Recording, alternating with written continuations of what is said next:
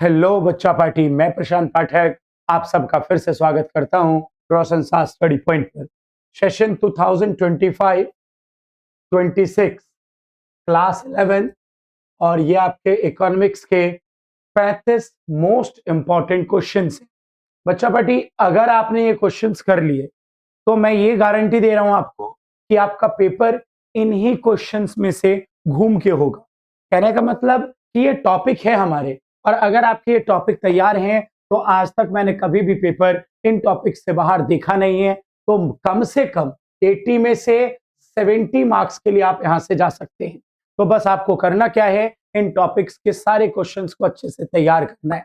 सारे टॉपिक हम Hindi plus English दोनों ही लैंग्वेज में बता रहे हैं आपको, तो दोनों ही मीडियम के बच्चों के लिए ये यूजफुल है। तो चलो स्टार्ट करते हैं। सबसे पहला जो क्वेश्चन है आपके लिए वो है, और बहुत इंपॉर्टेंट क्वेश्चन है सारे ही। पहला है, अर्थशास्त्र में सांख्यिकी का क्या महत्व है?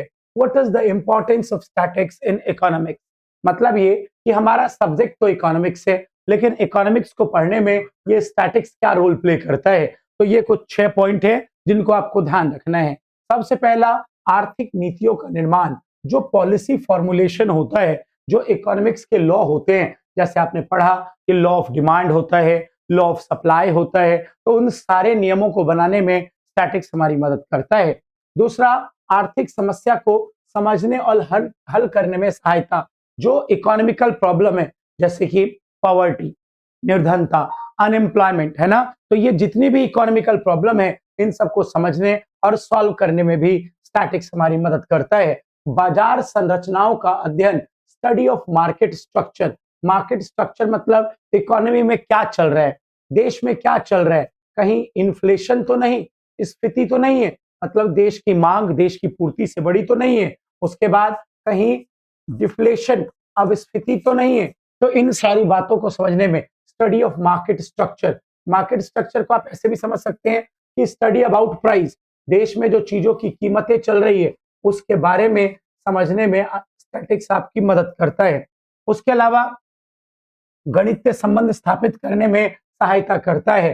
Help in establishing mathematical relationship, है ना, कहने का मतलब कि अगर कोई भी इकोनॉमिकल प्रॉब्लम है, जैसे पॉवर्टी है, निर्धनता, अनएम्प्लॉयमेंट है, तो उन समस्याओं को गणितीय रूप में कन्वर्ट करने में कौन मदद करता है? तो स्टैटिक्स। उसके अलावा विभिन्न आर्थिक अवधारणाओं के व्यवहार के अध्ययन में सहायक होता है। Useful to study the behaviour of different economic concept, जैसे मैंने वर्ड यूज किया इन्फ्लेशन, महंगाई, तो उसको समझने में, डिफ्लेशन, अपस्फीति, तो उसको समझने में ये हमारी मदद करता है। और लास्ट, कीमत विश्लेषण, देश में स्टडी अबाउट प्राइस, कीमत के बारे में अध्ययन करना भी, उसमें भी यही मदद करता है। और भी बहुत सारे पॉइंट हैं, जैसे फोरकास्टिंग, भविष्यवाणी, ठीक है, किसी भी चीज को लेके, जो अर्थव्यवस्था को लेके भविष्यवाणी होती है, उसको करने में भी स्टैटिक्स हमारी मदद करता है। उसके अलावा जैसे मान लो अगर आप कोई बिजनेस स्टार्ट करना चाहते हो,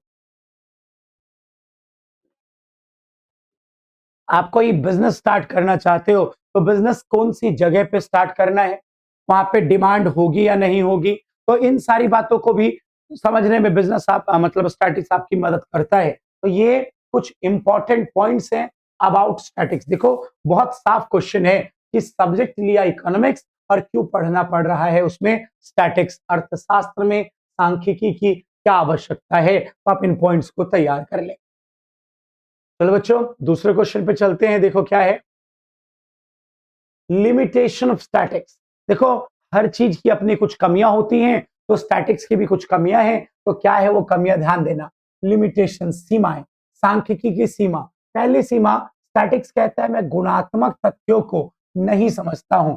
गुणात्मक मतलब क्वालिटी, है ना, जो क्वालिटेटिव फैक्ट्स है, जो क्वालिटी है, सपोज मैं मोटा हूं, ठीक है, आप होशियार हो, तो ये सारी बातें स्टैटिक्स नहीं समझता है। स्टैटिक्स सिर्फ उन फैक्ट्स को समझता है जो इन टर्म ऑफ नंबर हो। दूसरा, सांख्यिकी व्यक्तिगत इकाई, मतलब कि इंडिविजुअल यूनिट की स्टडी नहीं करता है। अगर मैं आपसे पूछूं, आपका नाम राम है, और मैंने आपसे पूछा कि आपके इको में कितने नंबर आए, तो आपने कहा सर 70 आए, तो क्या स्टैटिक्स इसकी स्टडी कर लेगा?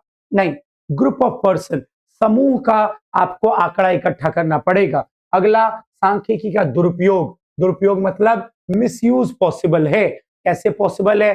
सांख्यिकी संख्याओं का खेल है और संख्या आप आराम से बदल सकते हो। जैसे मान लो एग्जाम्पल, किसी बच्चे के 80 में से 10 आए तो वो क्या करेगा? बड़े आराम से क्या बना देगा?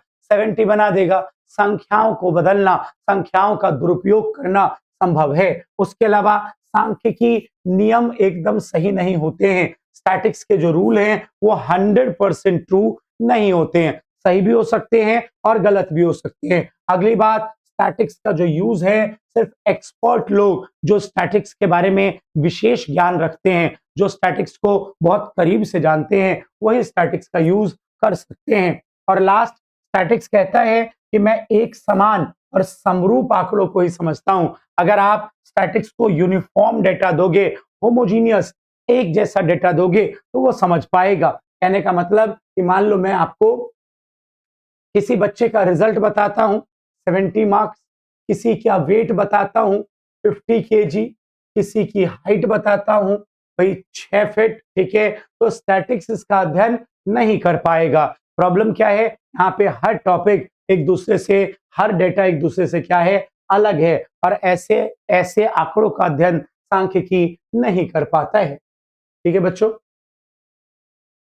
क्वेश्चन नंबर 3 पे आ जाओ बच्चा। इंपॉर्टेंट क्वेश्चन कि प्राथमिक और द्वितीयक आंकड़ों में क्या अंतर है। पहले तो आप इसका स्क्रीनशॉट कर लें। हिंदी वाले बच्चे इसका स्क्रीनशॉट कर लें कि प्राथमिक और द्वितीयक आंकड़ों में क्या अंतर है। English, what is the difference between primary and secondary data. ठीक है, इंग्लिश आपका ये रहा कि प्राइमरी और सेकेंडरी डेटा में क्या अंतर है। देखो बच्चे, सबसे पहले ओरिजिनलिटी, मौलिकता आपको पता होना चाहिए। नहीं, पहले देखो, इस पॉइंट को पढ़ने से पहले मैं आपको थोड़ा याद दिलवा दूं। प्राइमरी डेटा, प्राथमिक आंकड़े वो आंकड़े हैं जिसे अनुसंधान करता, इन्वेस्टिगेटर जाके खुद या अपने एनुमिनेटर को बोल के, अपने मदद करने वाले लोगों को, गणक को बोल के, जो उसके बिहाफ पे काम करता है उसको बोल के आंकड़े इकट्ठा करवाता है, तो ये है प्राथमिक आंकड़े, प्राइमरी डेटा। और अगर आंकड़े कहीं पे पहले से ही इकट्ठा हैं और वहां से मांग के आप ले आते हो तो ये है आपका द्वितीयक, सेकेंडरी डेटा। मैंने बेटा एक वीडियो बना रखी है इस पे, आप जाके सारी वीडियोस देख भी सकते हो, तो आपको थोड़ा कंसेप्ट में और क्लियरिटी होगी। यहाँ तो मैं आपके लिए इंपॉर्टेंट क्वेश्चन लेके आया हूँ। ठीक है, तो प्राइमरी डेटा और सेकेंडरी डेटा, अगर इन्वेस्टिगेटर या एनुमिनेटर, हिंदी गणक या फिर अनुसंधानकर्ता स्वयं आंकड़े इकट्ठा करेगा तो वो प्राइमरी है, और किसी और ने कर रखे हैं उससे मांग के ले आओगे तो वो सेकेंडरी है। अब देखो जरा, जो प्राइमरी डेटा होता है वो ओरिजिनल होता है बेटा, मौलिक, उसमें कोई मिलावटी चीज नहीं है। सेकेंडरी में ओरिजिनलिटी की कमी होती है, नॉट ओरिजिनल। ठीक है, फिर सोर्स, प्राइमरी डेटा आप कहां से लाए, स्रोत क्या है, तो किसी एजेंसी ने या पर्सन ने खुद इकट्ठा किया है। और सेकेंडरी में क्या है, ऑलरेडी कलेक्टेड, पहले से इकट्ठा है। टाइम किस में ज्यादा लगेगा, प्राइमरी लॉन्गर टाइम लेगा और सेकेंडरी कम समय में मिल जाएगा। लागत किस में ज्यादा आएगी, तो प्राइमरी आपको महंगा पड़ेगा, ठीक है, इसमें कॉस्ट आती है, ज्यादा खर्चा आता है। और सेकेंडरी जो है वो लेस एक्सपेंसिव होता है, कम खर्चीला होता है, चीपर होता है। Reliability, primary data is more reliable, ज्यादा भरोसे लायक है क्योंकि आपने खुद इकट्ठा करवाया। और secondary is less reliable.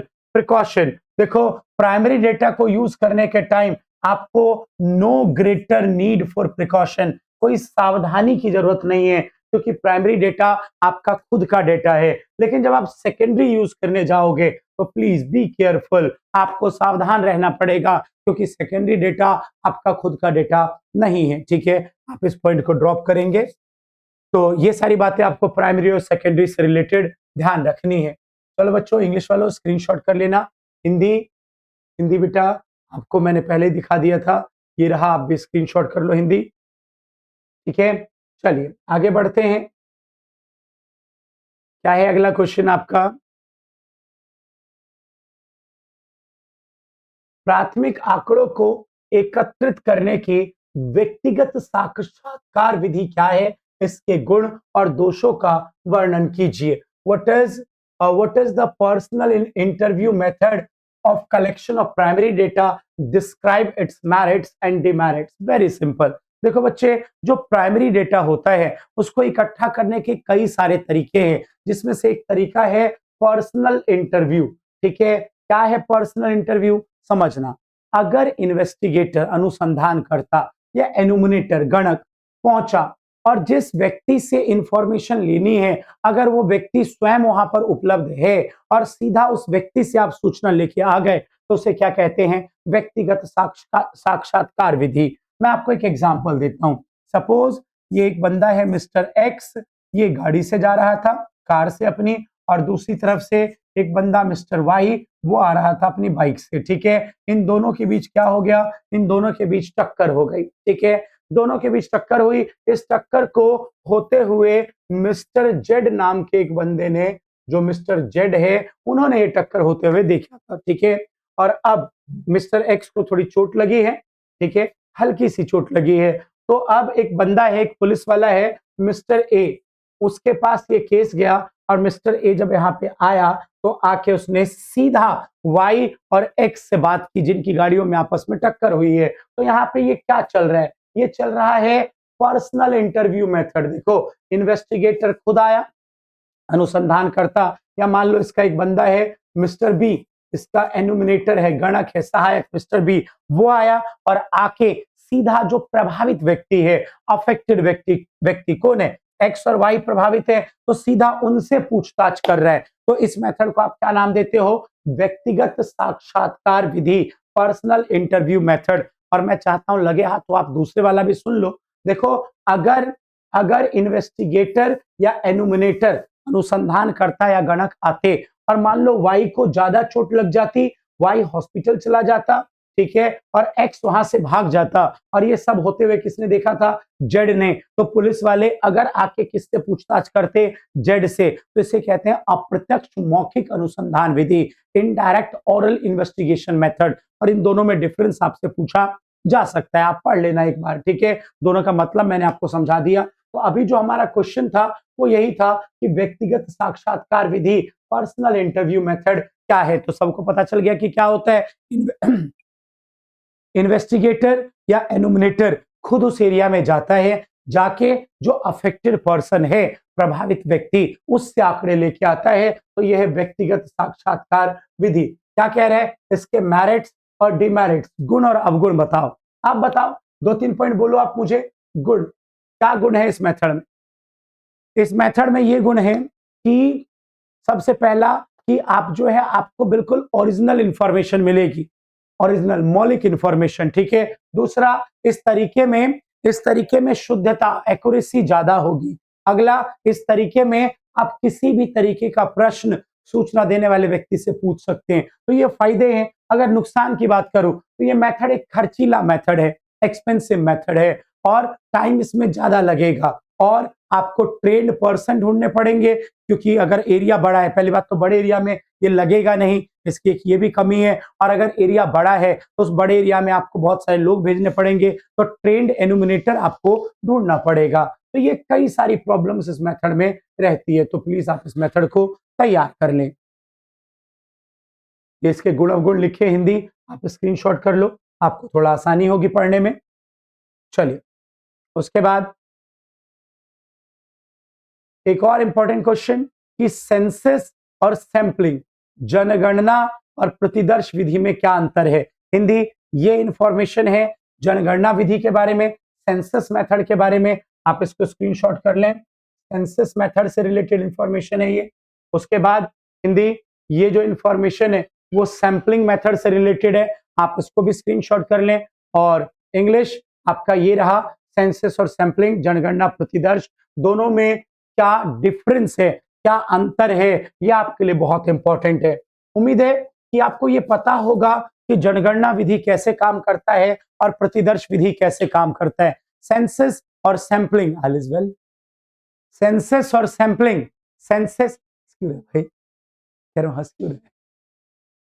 Census और सैंपलिंग मेथड में क्या, पहले तो आपको दोनों का मीनिंग पता होना चाहिए। देखो बच्चों, सपोज करो मैं दिल्ली में रहता हूं, और छोड़ो दिल्ली छोड़ो भाई, मैंने अपने बैच के बच्चों को सब कुछ पढ़ा दिया। ठीक है, फॉर एग्जांपल 200 स्टूडेंट मेरे ऑफलाइन बैच में हैं, तो मान लो मैंने सबको सब कुछ पढ़ा दिया। और अब मैंने कहा बच्चों यार तुमसे मैं सुनूंगा, तुम्हारा टेस्ट लूंगा, ठीक है। और अब मैं आज क्या कर रहा हूं, अपने एक एक बच्चे के पास जा रहा हूं, 200 स्टूडेंट है ना, पूरे 200 बच्चों के पास गया और सबसे जाके थोड़ा ना थोड़ा कुछ ना कुछ मैंने सुना, किसी को नहीं छोड़ा। तो ये मेथड है आपका सेंसस मेथड, जनगणना विधि। अच्छा मान लो आज ही 13 तारीख है और 1 घंटे बाद पेपर है और अब ज्यादा टाइम तो है नहीं, अब मैं देखना चाहता हूं कि किसको याद है और किसको याद नहीं है। तो इस 200 बच्चों में से मैंने 20 बच्चों का ग्रुप निकाला और सिर्फ इन 20 बच्चों से मैंने अपने क्वेश्चंस पूछे जो मैंने उन्हें पढ़ाया था। तो ये कौन सा मेथड है, ये है आपका सैंपलिंग मेथड, मतलब कि प्रतिदर्श विधि। तो आपको ध्यान रखना चाहिए कि अगर आप पॉपुलेशन में जितने लोग हैं, पॉपुलेशन किसे कह रहा हूं मैं, पॉपुलेशन मतलब वो सारे लोग जो आप जिनका आपको सर्वे करना है, ठीक है। पॉपुलेशन मतलब देश की पॉपुलेशन मत समझ बैठना, पॉपुलेशन मतलब वो भीड़ जिसका आपको सर्वे करना है। जैसे मान लो मुझे 50 लोगों का सर्वे करना है, तो 50 लोग मेरे लिए पॉपुलेशन या समग्र कहलाएंगे। तो अगर मैं पॉपुलेशन के ईच एंड एवरी एलिमेंट से डेटा इकट्ठा करूं तो वो है सेंसस, मतलब कि जनगणना विधि। और अगर कुछ चुनिंदा लोगों को चुन लूं और बस उनसे आंकड़े इकट्ठा करूं तो वो कौन सा मेथड है, सैंपलिंग मेथड। देखो जरा, सेंसस के बारे में लिखा है कि ये एक्सटेंसिव इंक्वायरी में हेल्पफुल है, एक्सटेंसिव मतलब गहन अध्ययन करने में सहायक है। और सैंपलिंग के बारे में लिखा है कि ये लिमिटेड इंक्वायरी, सीमित अध्ययन करने में सहायक है। उसके बाद सेंसस के बारे में लिखा है कि पैसा और लेबर ज्यादा चाहिए, इसमें कम समय कम पैसा कम लेबर चाहिए। सुटेबिलिटी, सेंसस मेथड लगता है अगर पॉपुलेशन हेट्रोजीनियस है, हेट्रोजीनियस मतलब जितने लोग पॉपुलेशन में हैं सब अलग विशेषता के लोग हैं, तो आपको कौन सा मेथड लगाना चाहिए, सेंसस। और अगर पॉपुलेशन होमोजीनियस है, होमोजीनियस समरूप लोग हैं, सब मतलब एक ही क्वालिटी के लोग हैं, तो आप सैंपलिंग लगा लो। जैसे आपकी बॉडी से अगर ब्लड टेस्ट होना है तो पूरी बॉडी में ब्लड एक जैसा है, तो जो सैंपल निकाला जाएगा वो थोड़ा सा निकाला जाएगा, पूरी बॉडी ब्लड निकालने का कोई जरूरत नहीं है, ठीक है। उसके बाद रिलायबिलिटी, आपको पता है सेंसस ज्यादा सही मेथड है तो ज्यादा रिलायबल है और सैंपलिंग जो है वो लेस रिलायबल है। नेचर ऑफ एरर, सेंसस में एक ही गलती होती है, collection of data, error of बाइस। जब आप डेटा इकट्ठा करने गए तो हो सकता है कि एनुमिनेटर कुछ भेदभाव कर दे, तो बस एक ही गलती होती है, भेदभाव की गलती। लेकिन सैंपलिंग में क्या होता है, दो गलतियां हो सकती है, एक तो आप सैंपल बनाने के टाइम गलती कर सकते हो, सबसे तो पूछना नहीं है ना, सबसे तो आपको पूछना नहीं है, कुछ चुनिंदा लोगों से पूछना है, तो हो सकता है कि आप सैंपल को सेलेक्ट करने में गलती कर दो और उसके अलावा सैंपल बनाने में भी गलती हो सकती है और भेदभाव होने के भी चांसेस होते हैं। तो ये सारे पॉइंट आप ध्यान रखिए, ठीक है। चलिए बढ़े आगे। अगला क्वेश्चन है कि एक अच्छी प्रश्नावली में क्या-क्या गुण होते हैं। ये प्रश्नावली क्या है, वही प्रश्नावली इंग्लिश में कहते हैं क्वेश्चनरी। देखो बेटा, एक मेथड होता है मेलिंग मेथड, ठीक है, मेल विधि, डाक विधि। तो उसमें जो इन्वेस्टिगेटर होता है, अनुसंधान करता, वो हर जगह तो जा नहीं सकता, तो अपने सर्वे के लिए वो एक क्वेश्चन पेपर बनाता है। सर्वे से रिलेटेड जितने भी प्रश्न हैं वो सारे प्रश्न वो इसी क्वेश्चन पेपर में डाल देता है। तो इसको आप प्रश्नावली मतलब क्वेश्चनरी बोलते हो। ये एक तरीके से आप ऐसे समझ लो कि कभी आपके पास कोई सर्वे का फॉर्म आया हो, तो उस फॉर्म में कई सारी चीजें लिखी होती है ना, आपका नाम क्या है, आपकी एज क्या है, आप कौन सी क्लास में पढ़ते हो, फैमिली में कितने मेंबर्स हैं। तो जब ऐसे प्रश्न लिखकर एक क्वेश्चन पेपर बनाया जाता है सर्वे के लिए, तो उसे प्रश्नावली बोलते हैं। क्वेश्चन ये है कि एक अच्छी प्रश्नावली के गुण क्या होने चाहिए, क्या क्वालिटीज होनी चाहिए एक अच्छे क्वेश्चनरी में। देखो क्या है, सबसे पहला सबसे पहला सिंपल एंड अट्रैक्टिव क्वेश्चन, प्रश्न आसान हो और जो है लोगों को अट्रैक्ट करने वाले क्वेश्चन हो। मल्टीपल चॉइस क्वेश्चन डालने हैं, नंबर ऑफ क्वेश्चंस को कम रखना है। उसके अलावा इन 3 पॉइंट्स के अलावा देखो और क्या-क्या है हमारे पास। भाई आपको क्वेश्चन कैसे रखने हैं, सिंपल एंड शॉर्ट क्वेश्चंस रखने हैं उसमें, avoid question required to calculation, गणना वाले प्रश्न, मैथमेटिकल वाले प्रश्न नहीं डालने हैं। दोहरे नकारात्मक प्रश्नों से मतलब डबल नेगेटिव क्वेश्चन से बचना है, जिसके डबल मीनिंग बन जाते हो। कोई पर्सनल क्वेश्चन, व्यक्तिगत प्रश्न नहीं पूछना है। अवॉइड अवॉइड लीडिंग क्वेश्चंस, कोई ऐसे क्वेश्चंस जो आपको कोई हिंट दे रहे हो, ऐसे क्वेश्चंस नहीं पूछने हैं। Question should be logical arranged, है ना, व्यवस्थित होना चाहिए सही तरीके से, और उसके अलावा इंस्ट्रक्शंस होनी बहुत जरूरी है, सूचना होनी बहुत जरूरी है कि किस तरीके से जो सूचक हैं उनको निर्देश होना बहुत जरूरी है कि किस तरीके से वो क्वेश्चन पेपर को भरेंगे, जो सर्वे है वो कैसे भरेंगे, टिक करना है या फिर मान लो कई बार सर्कल गिवन होता है उसे भरना है, तो उससे रिलेटेड इंफॉर्मेशन गिवन होनी चाहिए। और हाँ, एक आखिरी बात कि इस प्रश्न पत्र के साथ एक पेपर और लगेगा जिसे कवरिंग लेटर बोलते हैं, कवरिंग लेटर। तो कवरिंग लेटर जरूर होना चाहिए जिसमें 2-3 बातें होती है कि हम आपसे आंकड़े क्यों इकट्ठा कर रहे हैं और आप निश्चिंत रहिए, हम ये आंकड़े क्या रखेंगे, सुरक्षित रखेंगे, और प्रार्थना करते हैं कि भैया आप ये क्वेश्चनरी भर के, ये प्रश्नावली भर के हमें लौटा दीजिएगा। ठीक है, चलें बढ़ते हैं आगे। सारे क्वेश्चंस आपको पढ़ के जाने हैं, ध्यान रखना ये आपकी जिम्मेदारी है। देखो क्या है आगे आपके पास कि आंकड़ों के वर्गीकरण की विधियों को बताइए। जब डेटा को क्लासिफाई करते हैं तो कौन-कौन से मेथड होते हैं? आप पहले स्क्रीनशॉट कर लो, फिर मैं आपको समझाता हूं। आंकड़ों को वर्गीकरण की विधियां, किन-किन तरीकों से आप डेटा क्लासिफाई कर सकते हो? पहला देखो क्या है, सबसे पहला है समय अनुसार। समय अनुसार बोलते हैं इसको। जब आप डेटा क्लासिफाई करने जाओगे तो पहला समय अनुसार, इंग्लिश में क्रोनोलॉजिकल मेथड। देखो ना, वर्ष, 3 महीने, है ना, सप्ताह, इस आधार पे अगर आप करते हो तो समय अनुसार। दूसरा स्थानिक, मतलब कि वो तो क्रोनोलॉजिकल था और ये क्या है, ज्योग्राफिकल है। जब आप देश के नाम, राज्य, शहर, जिला, इस बिहाफ पे आंकड़ों को बांटते हो तो उसे आप ज्योग्राफिकल क्लासिफिकेशन बोलते हो।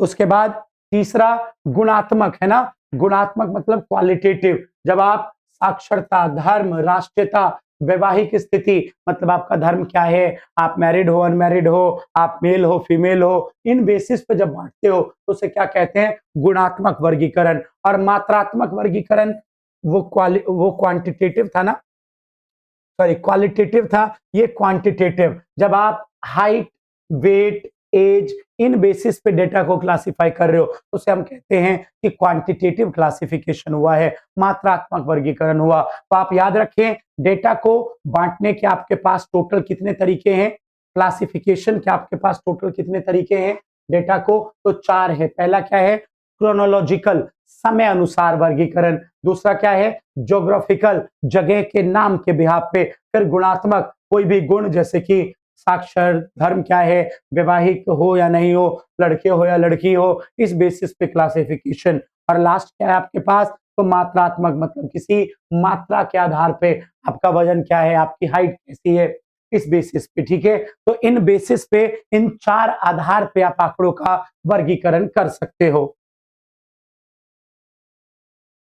ये एक और क्वेश्चन है, ध्यान देना इस पे भी। क्या है, what are requirement of good classification? एक अच्छे वर्गीकरण के आवश्यक तत्व क्या हैं? कब आप कहोगे कि ये जो वर्गीकरण हुआ ये बहुत अच्छा था? सबसे पहली चीज सुटेबिलिटी। जो वर्गीकरण है वो आपके उद्देश्य से सुटेबल होना चाहिए, जो आपका पर्पस है, जिस काम के लिए आप सर्वे कर रहे हो उसके लिए सुटेबल हो, बिल्कुल स्पष्ट हो, क्लैरिटी हो, हर आइटम को पता हो कि आपकी क्लास कौन सी होगी। जैसे मैं एग्जांपल देता हूं, जब आप स्कूल पेपर देने पहुंचते हो तो आप बहुत सारे बच्चे होते हो और आपको स्कूल वाले सिटिंग प्लान बताते हैं। अब मान लो एक बंदा है मिस्टर ए, मान लो एक बंदा है मिस्टर ए और आपको उसका सिटिंग प्लान नहीं पता। ठीक है, मिस्टर ए कहाँ बैठेगा ये नहीं पता, पूरी क्लास को बता दिया गया कि कौन कहाँ जाएगा, किसका रूम नंबर कौन सा होगा, लेकिन मिस्टर ए के बारे में आपको ये बात नहीं पता। तो फिर भैया क्या हुआ, फिर हो गई प्रॉब्लम, आप क्लियर क्लासिफिकेशन नहीं कर पाए हो। अगला, विस्तृत होना चाहिए, मतलब डिटेल होनी चाहिए क्लासिफिकेशन में। अगला, लचीलापन, फ्लेक्सिबिलिटी, अगर जरूरत पड़े तो आप जो है वर्गीकरण में, जो मान लो आपने किसी आइटम को किसी ग्रुप में डाला है तो आपको जरूरत पड़ने पर आप उसे निकाल भी सकते हो। ठीक है, दूसरे ग्रुप में भी डाल सकते हो, जब आपको जैसी जरूरत पड़े आप वैसा चेंज कर सकते हो। और उसके अलावा होमोजेनिटी, एक ग्रुप में सिर्फ एक तरीके की चीजों को डालना है। जैसे मान लो अगर फॉर एग्जाम्पल एक हमने 2 क्लास बनाई, एक बॉयज के लिए और एक गर्ल्स के लिए, है ना, तो भैया ध्यान रखना है कि बॉयज के ग्रुप में सिर्फ बॉयज होने चाहिए और गर्ल्स के ग्रुप में क्या होना चाहिए, तो सिर्फ गर्ल्स होनी चाहिए। तो ये बात आपको ध्यान रखनी है। ठीक है, उसके अलावा स्थिरता, स्टेबिलिटी होनी चाहिए, बार-बार बदले नहीं, परस्पर अपवर्जी मतलब कि म्यूचुअली एक्सक्लूसिव होना चाहिए, ठीक है? तो ये कुछ पॉइंट्स हैं जो आपको ध्यान रखने हैं, सारे मत रखिए ध्यान, मैं आपको बता रहा हूँ, आप एक तो रख लीजिए होमोजेनिटी कि जब जब क्लासिफिकेशन होगा तो एक ग्रुप में सिर्फ एक जैसी चीजें होनी चाहिए। फ्लेक्सिबिलिटी, जरूरत पड़ने पर जो है आप किसी आइटम का ग्रुप बदल भी सकते हो। विस्तृत मतलब डिटेल क्लासिफिकेशन होनी चाहिए, कोई छूटना नहीं चाहिए। उसके अलावा उसके अलावा क्लैरिटी होनी चाहिए, स्पष्ट होना चाहिए और आपके पर्पस से सुटेबल होना चाहिए। क्वेश्चन क्या था? What are the requirements of a good classification? अच्छे वर्गीकरण के समय किन-किन बातों का ध्यान रखना चाहिए? बच्चों, एक ये क्वेश्चन है, 3 नंबर में आ सकता है और देखो कुछ भी नहीं है क्वेश्चन में, कह रहा है कि भाई आप आरोही क्रम में मतलब कि जो है असेंडिंग ऑर्डर में से लगाओ और उसके अलावा जो है इसका आप जो है टैली मार्क्स भी बनाओ। तो कितना सिंपल है ये क्वेश्चन, कुछ भी नहीं है। अब देखो जरा क्या है, कौन-कौन से नंबर है? 6 है, आपने सॉरी सबसे छोटा लेना है पहले, 4 है तो सबसे पहले आपने 4 लगा लिया, असेंडिंग ऑर्डर है ना, ठीक है? उसके बाद 5 है, 5 लिख लिया, 6, 7, 8, 9। अब देखिए 4 कितने टाइम है? 4 है 1 बार, 2 बार और बस 2 बार। तो टैली मार्क्स मिलान चिन्ह आपको डालना आता है, 2 चिन्ह डाले आपने, 2 यहाँ पे लिख दिया। अगर आपके पास संदीप गर्ग की बुक है तो चैप्टर 4 में एक क्वेश्चन है, क्वेश्चन नंबर 17, ठीक है? 17 एग्जांपल नंबर 17 है, इलस्ट्रेशन नंबर, तो आप उसको एक बार करके देख लेना। उसमें ना 6 पार्ट गिवन है और कई सारे ऐसे क्वेश्चंस हैं, उनमें से एक क्वेश्चन आपका 3 नंबर का आ सकता है। उसके बाद इस क्वेश्चन के बाद देखो यहाँ पे भी एक क्वेश्चन ये है हमारे पास आपके लिए, देखो क्या है? निम्न आंकड़ों के आधार पे 7 का वर्गांतर लेकर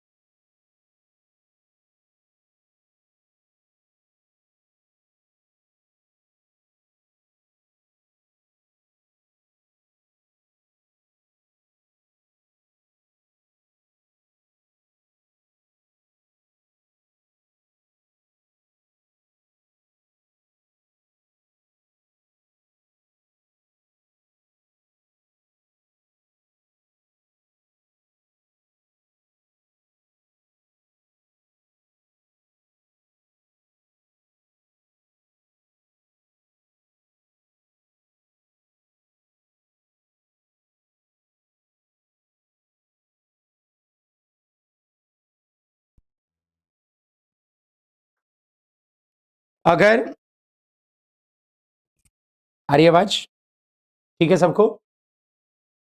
अगर परसेंट में है तो आप सीधा इसको डिग्री में कन्वर्ट करें, और परसेंट में नहीं है, ठीक है, अगर परसेंट में नहीं है, यार बीच में वॉइस रुक गई थी, पीछे कितनी दूर आई नहीं आई पता नहीं।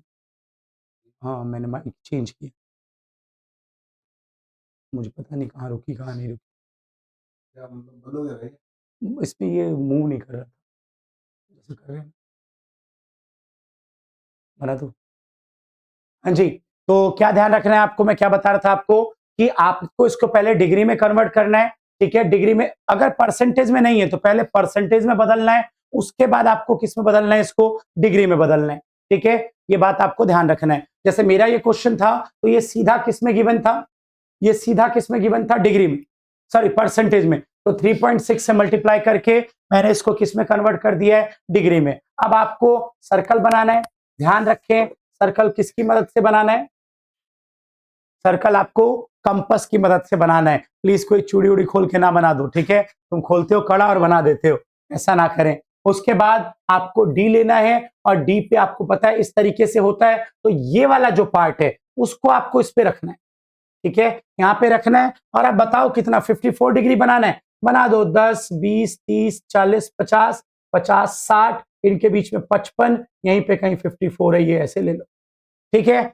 फिर अगली बार अब 216 बनाना है, तो अब डी को इस लाइन पर रखना है, ध्यान रखें, अब डी इस वाली लाइन पर रखी जाएगी इस तरीके से, और फिर इसमें आपको 216 दिखाना है, तो इस तरीके से आप पाई डायग्राम बड़े आराम से बना सकते हो। स्क्रीनशॉट कर लो, उम्मीद करता हूं ठीक है सबको। चलो उसके बाद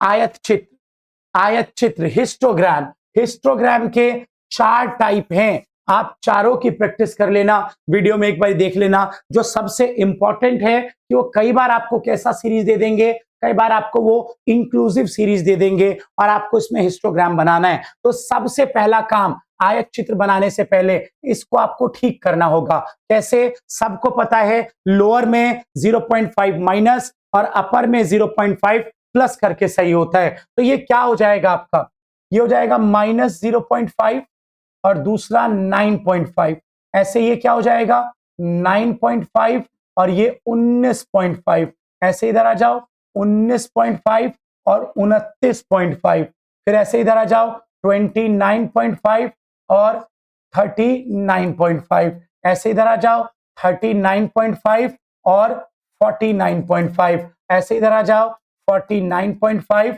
और उसके बाद आपका लास्ट क्या हो जाएगा 59.5।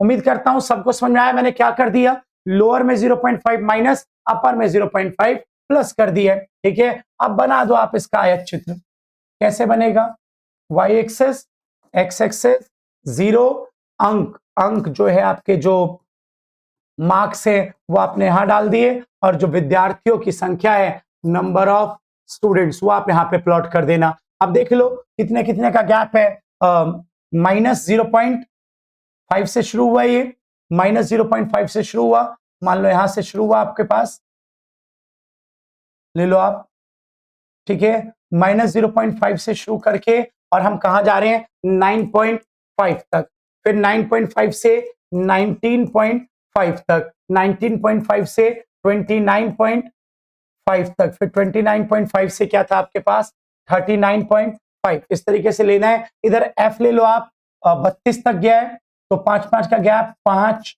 10 15 20 25 30 35, लो भाई पहला क्या है, पहला है आपके पास 4 तक, है ना।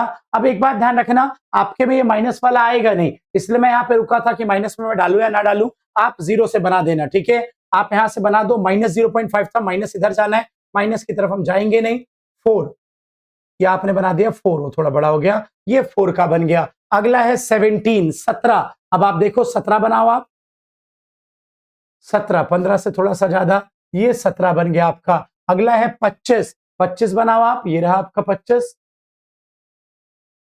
ये 25 बन गया, ठीक है। फिर ऐसे 32 बनाओ, 30 से थोड़ा सा ऊपर 32, तो इस तरीके से आपका क्या बनेगा, आयत चित्र बनेगा, ठीक है। तो ये मैंने आपको एक आइडिया देने के लिए कि कैसे बनता है, थोड़ा मैंने आपको दिखा दिया है, बाकी जो है आप एक बारी डायग्राम की वीडियोस देख लेना, ठीक है, जो मैंने बना रखी है पहले से ही, तो आप उसको देख लेना प्लेलिस्ट में जाके। चले आगे, तो आयत चित्र का एक क्वेश्चन इंपॉर्टेंट है, आपके एग्जाम में आ सकता है। उसके बाद एक अच्छी सारणी के प्रमुख गुण, भाई requisites of a essential of a good table, जब आप एक टेबल बनाते हो तो उसमें क्या क्या गुण होने चाहिए। देखो बच्चा, टेबुलर प्रेजेंटेशन में सबसे पहला गुण ये कि टेबल के ऊपर टेबल नंबर होना चाहिए। टेबल नंबर के तुरंत बाद उसका टाइटल मतलब शीर्षक हो, उसके बाद आप ये पॉइंट छोड़ दें, फिर अट्रैक्टिव हो टेबल थोड़ा सा, उसके अलावा ये पॉइंट भी आप छोड़ दें, फिर ये भी आप छोड़ दें, सिंपल हो टेबल, ठीक है, पंक्ति और स्तंभ। मैं आपको सिंपली इसको बना के दिखा देता हूं, आप यहां पे इस बात पे ध्यान दो। जब आप टेबल बनाने जाओगे ना, आपका टेबल का फॉर्मेट ये होगा। आप सबसे ऊपर लिखोगे टेबल नंबर, टेबल नंबर के तुरंत नीचे लिखोगे आप टाइटल। टाइटल हमेशा हेडिंग लिखोगे, और जिसे टाइटल भी बोलते हो शीर्षक, उसके तुरंत नीचे आप लिखोगे हेड नोट, क्योंकि टाइटल जो है थोड़ा छोटा होता है, उसमें सारी इंफॉर्मेशन होती नहीं है, तो आप यहाँ पे अपनी सारी इंफॉर्मेशन डाल दोगे। उसके तुरंत बाद आप ये देखो, ये जो कॉलम है, तो एक तो कॉलम होता है, दूसरा क्या होता है आपके पास, रॉज होते हैं, ठीक है। तो जो कॉलम का हेडिंग होता है उसे कैप्शन बोलते हैं, उपशीर्षक, रॉ की हेडिंग को पंक्ति शीर्षक बोलते हैं। ये पूरा एरिया जहां पे आप डेटा डालोगे वो बॉडी या फील्ड है, और नीचे 2 पॉइंट फुट नोट और सोर्स नोट। सोर्स नोट मतलब स्रोत नोट, कहां से डेटा आप लाए हो, और फुट नोट मतलब टिप्पणी, मतलब जो डेटा आप लाए हो, इस डेटा में अगर कोई भी स्पेशल पॉइंट है तो आपको रिप्रेजेंट करना है। तो आप देख लें, टेबल के पार्ट्स आपको पता होने चाहिए। यहाँ पे ये गलत क्वेश्चन आ गया है, एक अच्छी सारणी में निम्नलिखित विशेषताएं होनी चाहिए, हमने ये क्वेश्चन ले लिया है। आपको ये नहीं, आपको क्वेश्चन देखना है, आपकी बुक में ना टेबल का फॉर्मेट बना हुआ है, आपको देखना है कि टेबल के पार्ट्स क्या होते हैं।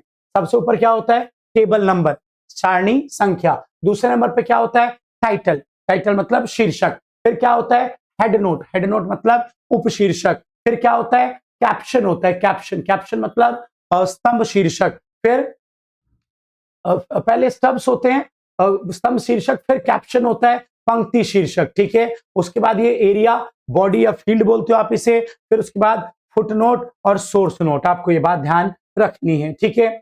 चलिए, उसके बाद आ जाओ आगे, माइक्रो का क्वेश्चन। क्वेश्चन ये कि आर्थिक समस्या मुख्यतः चयन की समस्या है। What is economical problem and why it arise. Question पे पहले ध्यान देना, क्वेश्चन छूट गया था। क्वेश्चन है आर्थिक समस्या, आर्थिक समस्या क्या है और यह क्यों उत्पन्न होती है।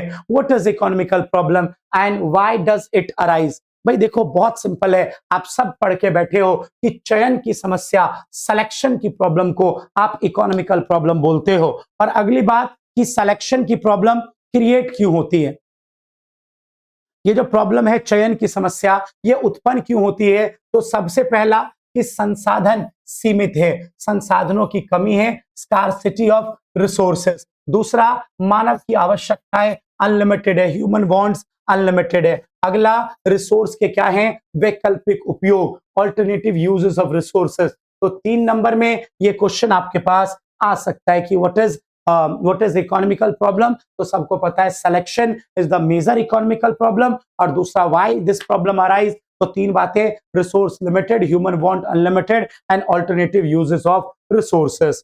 चलिए, अगला क्वेश्चन है आपका, व्यष्टि और समष्टि, माइक्रो और मैक्रो में क्या डिफरेंस है। आप इसको स्क्रीनशॉट कर लो, हिंदी, हिंदी वाले बच्चों माइक्रो और मैक्रो का स्क्रीनशॉट कर लें, ठीक है। और सेम ऐसे ही इंग्लिश वाले बच्चों, आप भी माइक्रो और मैक्रो का स्क्रीनशॉट कर लो। देखो जरा, माइक्रो और मैक्रो, समष्टि और व्यष्टि में क्या अंतर है। बहुत सिंपल, जो माइक्रो होता है, जो व्यष्टि होता है, वो इंडिविजुअल यूनिट, व्यक्तिगत इकाई का स्टडी करता है, ठीक है। और वहीं पे जो मैक्रो होता है, समष्टि, वो क्या करता है, होल इकोनॉमी, पूरी अर्थव्यवस्था का अध्ययन करता है।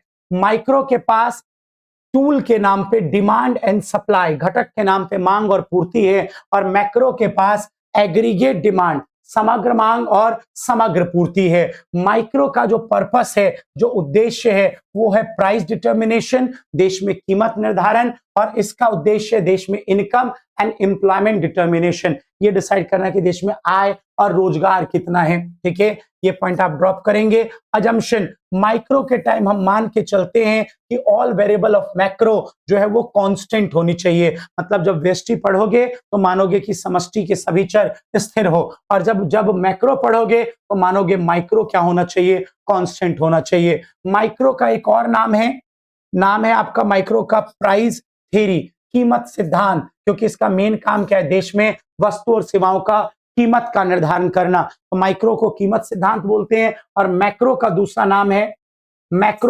नाम है इनकम एंड एम्प्लॉयमेंट थ्योरी, आय तथा रोजगार सिद्धांत। उसके अलावा आखिरी बात कि माइक्रो के एग्जांपल इंडिविजुअल इनकम, एक व्यक्ति की इनकम, एक कंपनी की इनकम, ठीक है, और मैक्रो क्या है आपका, नेशनल इनकम, देश की इनकम।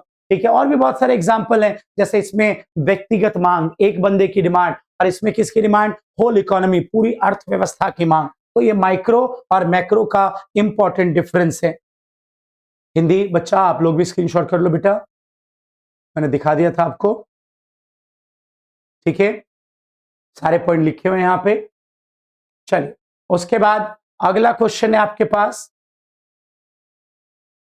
स्क्रीनशॉट कर लो। नॉर्मेटिव और पॉजिटिव, सकारात्मक और आदर्शात्मक अर्थशास्त्र, normative and positive economics. Hindi screenshot कर लिया, इंग्लिश आप भी कर लो स्क्रीनशॉट। इंपॉर्टेंट क्वेश्चन है नॉर्मेटिव और पॉजिटिव, बहुत सिंपल होता है बच्चे, देखो ध्यान देना इस बात पे कि ये डील करता है, जो ये पॉजिटिव है वास्तविक अर्थशास्त्र, ये डील करता है कि how the economic problem actually solve, जो भी आर्थिक समस्या है उसका सच में क्या समाधान है। और ये डील करता है कि how the economic problem should be solved, कि क्या होना चाहिए। देखो ये बताता है सच में क्या समस्या है, उसका सच में क्या समाधान है, और ये अपने विचार देने में लगा रहता है। ठीक है, आप देखो बेटा, जो पॉजिटिव होता है वास्तविक, उसको आप वेरीफाई कर सकते हो, चेक कर सकते हो कि सही है या गलत है, लेकिन नॉर्मेटिव का वेरिफिकेशन, चेकिंग, जांच नहीं हो सकती है। उसके अलावा पॉजिटिव में बेटा आप सजेशन दे रहे होते हो, सजेशन, अपने विचार, अपने ओपिनियन रख रहे होते हो, सॉरी सॉरी क्लास, सजेशन नहीं दे रहे होते हो पॉजिटिव में, और नॉर्मेटिव में आप अपने ओपिनियन रख रहे होते हो। मैंने आपको कहा कि price in Indian economy are continuously rising, भारतीय अर्थव्यवस्था में लगातार महंगाई बढ़ रही है। मैंने कोई विचार दिया आपको, अपनी कोई राय दी आपको, नहीं ना, मैंने एक स्टेटमेंट बोला, तो ये पॉजिटिव है, ये पॉजिटिव है। अच्छा, मैंने आपको कहा कि सरकार को इसको रोकने के लिए कदम उठाने चाहिए, तो ये नॉर्मेटिव है, ये आदर्शात्मक, वास्तविक और आदर्शात्मक, समझ गए। तो जब आप किसी समस्या के बारे में बता रहे होते हो कि सच में वो समस्या कैसे समाधान होगी, तो वो पॉजिटिव है, वास्तविक है। वास्तविक को आप वेरीफाई, जांच कर सकते हो। वास्तविक जो है वो रियल बातों को रिप्रेजेंट करता है, वास्तविकता को दर्शाता है। इसमें आप अपने ओपिनियन, अपने सजेशन नहीं देते हो, इसमें कोई वैल्यू जजमेंट, कथन मूल्यांकन नहीं होता है। और एग्जाम्पल मैंने आपको दे ही दिया। इधर नॉर्मेटिव में क्या है, आदर्शात्मक में क्या है, आप अपने विचार देते हो, इसको वेरीफाई नहीं कर सकते हो, इसमें लोग अपने आइडियाज दे रहे होते हैं, ओपिनियन इस पे दी जाती है, लोग अपने ओपिनियन देते हैं, इस कथन का वैल्यू जजमेंट, मूल्य का मूल्यांकन किया जा सकता है। तो ये आपको ध्यान रखना है, पॉजिटिव और नॉर्मेटिव में डिफरेंस। ठीक है, ये भी ले लो और ये भी ले लो इंग्लिश। ठीक है, एक और एग्जांपल दे देता हूं, भारत में लगातार असमानता, इनइक्वालिटी बढ़ रही है, तो पॉजिटिव है, वास्तविक है, और भारत में सरकार को असमानता को कम करने के लिए कदम उठाने चाहिए, तो ये हमने ओपिनियन दे दिया, तो ये नॉर्मेटिव है, आदर्शात्मक है। चल बढ़े आगे। इंपॉर्टेंट क्वेश्चन, अर्थव्यवस्था की प्रमुख केंद्र समस्या क्या है। केंद्र समस्या, सेंट्रल प्रॉब्लम किसे कहते हैं, आप सबको पता है कि क्या होता है सेंट्रल प्रॉब्लम। ये रहा, 3 सेंट्रल प्रॉब्लम है। पहला है व्हाट टू प्रोड्यूस, क्या बनाएं, दूसरा हाउ टू प्रोड्यूस, कैसे बनाएं, और तीसरा हुम टू प्रोड्यूस, देश को किसके लिए बनाना चाहिए। अगर आप ध्यान देते हैं व्हाट टू प्रोड्यूस की तरफ, तो ये क्या बताता है, ये बताता है कि कौन से गुड्स और सर्विस को बनाना है, कौन सी वस्तु और सेवा को बनाना है, हम कैपिटल गुड्स बनाएं कि कंज्यूमर गुड्स बनाएं कि वॉर गुड्स बनाएं, और जो भी बनाएं वो कितनी मात्रा में, कितनी क्वांटिटी में बनाना है। और फिर सेकंड क्या है आपके पास, कैसे उत्पादन करें, हाउ टू प्रोड्यूस। इसमें आपको क्या करना है, इसमें आपको तकनीक बनाने की टेक्नोलॉजी को सेलेक्ट करना है कि जो हम प्रोडक्शन करेंगे वो कौन से तरीके से करेंगे। दो तरीके होते हैं, एक होता है LIT और एक होता है CIT। LIT में लेबर का यूज ज्यादा, कैपिटल का यूज कम, और दूसरे वाले में मशीनों का यूज ज्यादा और लेबर का यूज कम। तो इन दोनों में से जो भी तरीका आपके लिए बढ़िया है, आपको वो एक तरीका चुनना होता है। जैसे अगर मैं बात करूं भारत में लेबर ज्यादा है, तो भारत जैसे देशों को LIT का उपयोग जो है वो करना चाहिए। ये रहा आपका लिखा हुआ, स्क्रीनशॉट कर लेना। वो तकनीक बढ़िया जो क्या करे, जो उत्पादन की लागत को घटा दे और लोगों को खूब रोजगार दे दे, तो वो बढ़िया होता है। भारत जैसे देशों में LIT बढ़िया है, और वहीं पे इंग्लैंड जैसे देशों में, अमेरिका जैसे देशों में CIT पूंजी प्रधान तरीका बढ़िया है। तीसरा पॉइंट है कि आपको किसके लिए उत्पादन करना है, फॉर हुम टू प्रोड्यूस, किसके लिए आपको उत्पादन करना है। तो इसमें बेटा आपको चुनना है कि देश को ज्यादा अमीर के लिए बनाना है या गरीब के लिए बनाना है। और ये एक तरीके से ये एक समस्या है। किस चीज की समस्या है ये है आय के वितरण की समस्या, कि देश में परचेजिंग पावर, क्रय क्षमता किसके पास है। देखो, इस समस्या से अभिप्राय उस वर्ग के लोगों के चयन से है जो अंततः वस्तु और सेवाओं को का उपभोग करेंगे। ठीक है, और इसमें क्या डिसाइड करना होता है, क्या वस्तु का उत्पादन अधिक गरीब के लिए और कम अमीर के लिए किया जाए, या अधिक अमीर के लिए और कम गरीब के लिए किया जाए, इस पे निर्भर करता है। और ये मुख्यतः समस्या किस चीज की है, ठीक है, किस चीज की समस्या, ये आय के वितरण की समस्या है। इसमें हमें देखना होता है कि क्रय शक्ति, परचेज करने की पावर किसके हाथ में है। ठीक है, चल इंपॉर्टेंट है, तीनों में से कोई ना कोई एक तो आएगा ही। इंग्लिश वालों, ये रहा आपका तीनों। ठीक है, क्या है सेंट्रल प्रॉब्लम, तो सेंट्रल प्रॉब्लम में व्हाट टू प्रोड्यूस, कौन से गुड्स और सर्विस को हम बनाएं, ठीक है, और कितना बनाएं। हाउ टू प्रोड्यूस, कौन से तरीके से बनाएं, LIT से बनाएं या CIT से। और फॉर होम टू प्रोड्यूस, इसमें डिसाइड करना है रिच के लिए बनाएं या पुअर के लिए बनाएं। ठीक है, बहुत इंपॉर्टेंट क्वेश्चन सेंट्रल प्रॉब्लम। उसके बाद बच्चों एक क्वेश्चन है कि PPC की विशेषताएं क्या है। सबको पता होना चाहिए PPC के अंदर टोटल दो विशेषताएं हैं। पहला फीचर्स ऑफ PPC, पहला PPC का स्लोप डाउनवर्ड होता है, PPC का ढलान ऋणात्मक होता है। सपोज करो आप यहाँ पे ले रहे हो गुड X, यहाँ पे ले रहे हो आप गुड Y। ठीक है, आप मान लो यहाँ हो, इस कॉम्बिनेशन पे हो। अब अगर आप गुड X को बढ़ाना चाहते हो, तो गुड X को बढ़ाने के लिए आपको गुड Y को क्या करना होगा, कम करना होगा। एक वस्तु के उत्पादन को बढ़ाने के लिए दूसरे वस्तु के उत्पादन को घटाना पड़ता है, और इसलिए PPC का जो स्लोप है वो ढलान जो है वो डाउनवर्ड होता है। दूसरा, PPC किस आकार का होता है, तो मूल बिंदु की ओर नतोदर, मतलब कि कनकेव शेप का होता है। ये आप देख रहे हो, इस शेप को कनकेव शेप कहते हैं। तो PPC कनकेव शेप का होता है ड्यू टू इंक्रीजिंग MRT और MOC की वजह से, बढ़ते हुए MRT marginal rate of transformation या सीमांत अवसर लागत, मार्जिनल अपॉर्चुनिटी कॉस्ट, बढ़ते हुए MRT या MOC की वजह से PPC का जो शेप है वो कॉनकेव, मतलब कि नतोदर तरीके का हो जाता है।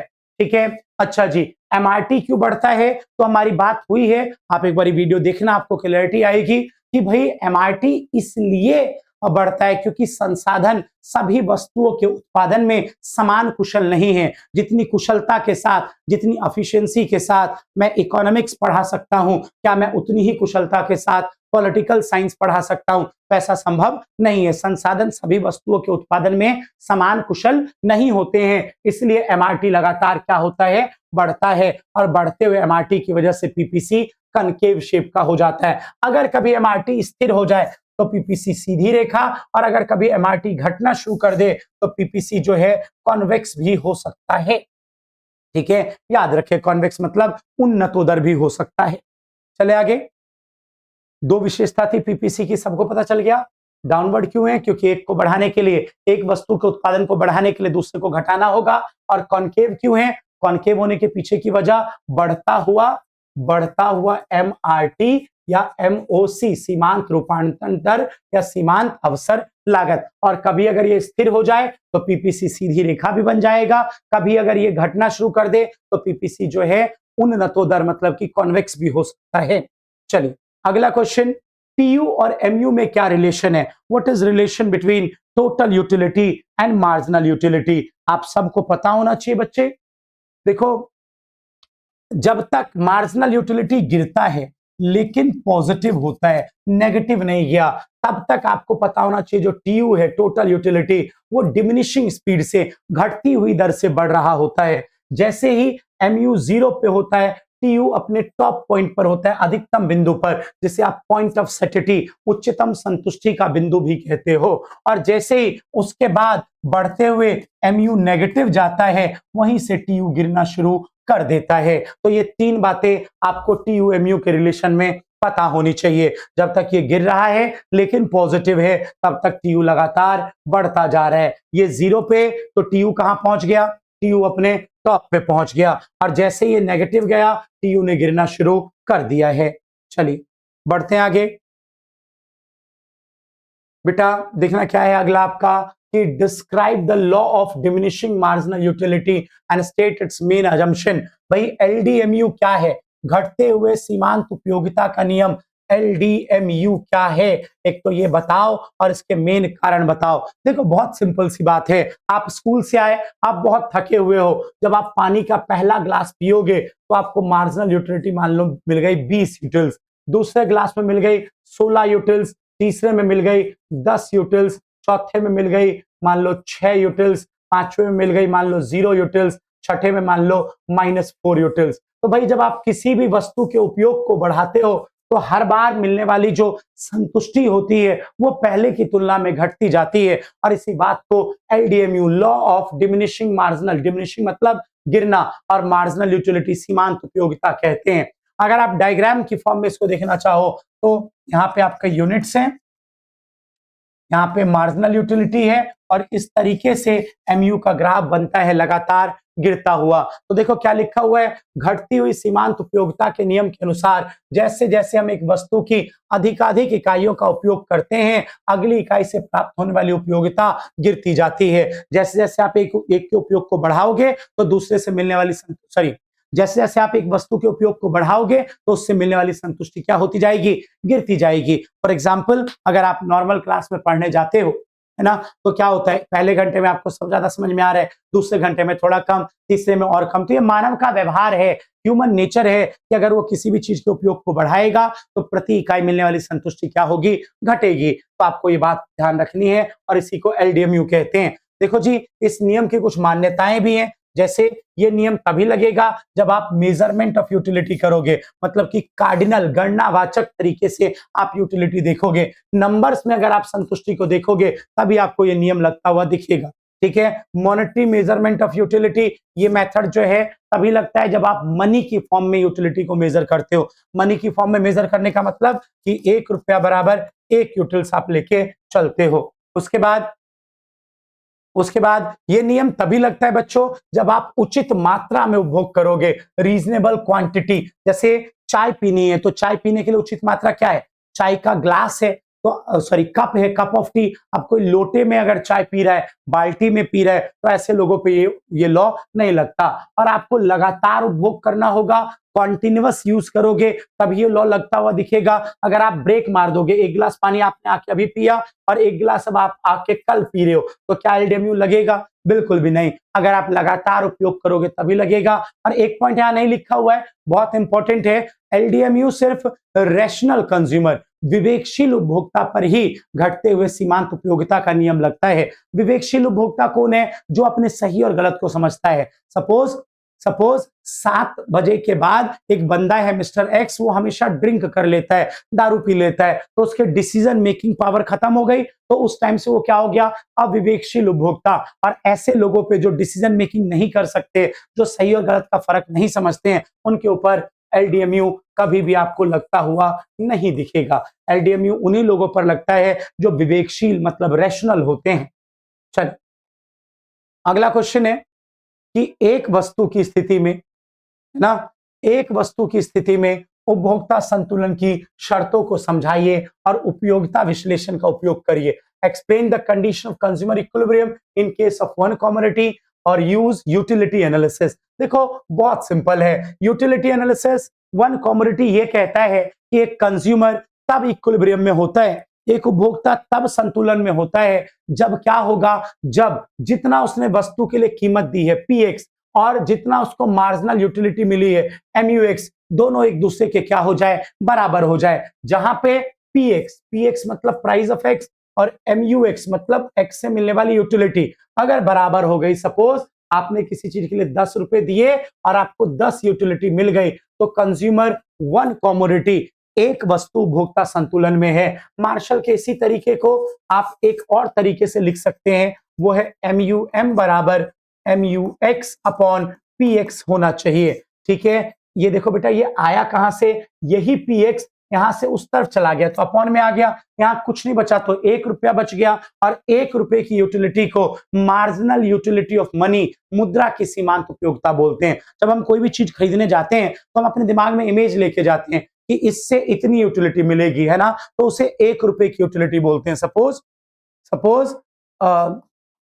1 रुपए हमेशा एक यूटिलिटी के बराबर होता है। सपोज आप 10 रुपए की चॉकलेट लेने गए तो आप क्या मानोगे कि 10 रुपए की अगर मैं चॉकलेट ले रहा हूं तो मुझे कम से कम कितनी यूटिलिटी मिलनी चाहिए, 10 तो जरूर मिलनी चाहिए। तो ये MUM है, मुद्रा की सीमांत उपयोगिता, और अगर ये बराबर है किसके, MUX अपॉन में PX के, तो आप समझ लेना कि आपका उपभोक्ता किस में जा चुका है, संतुलन में, वन कमोडिटी में। बच्चों अगर कभी ऐसा हो गया, अगर कभी PX से बड़ा हो गया MUX, तो क्या होगा, अगर कभी, ध्यान देना,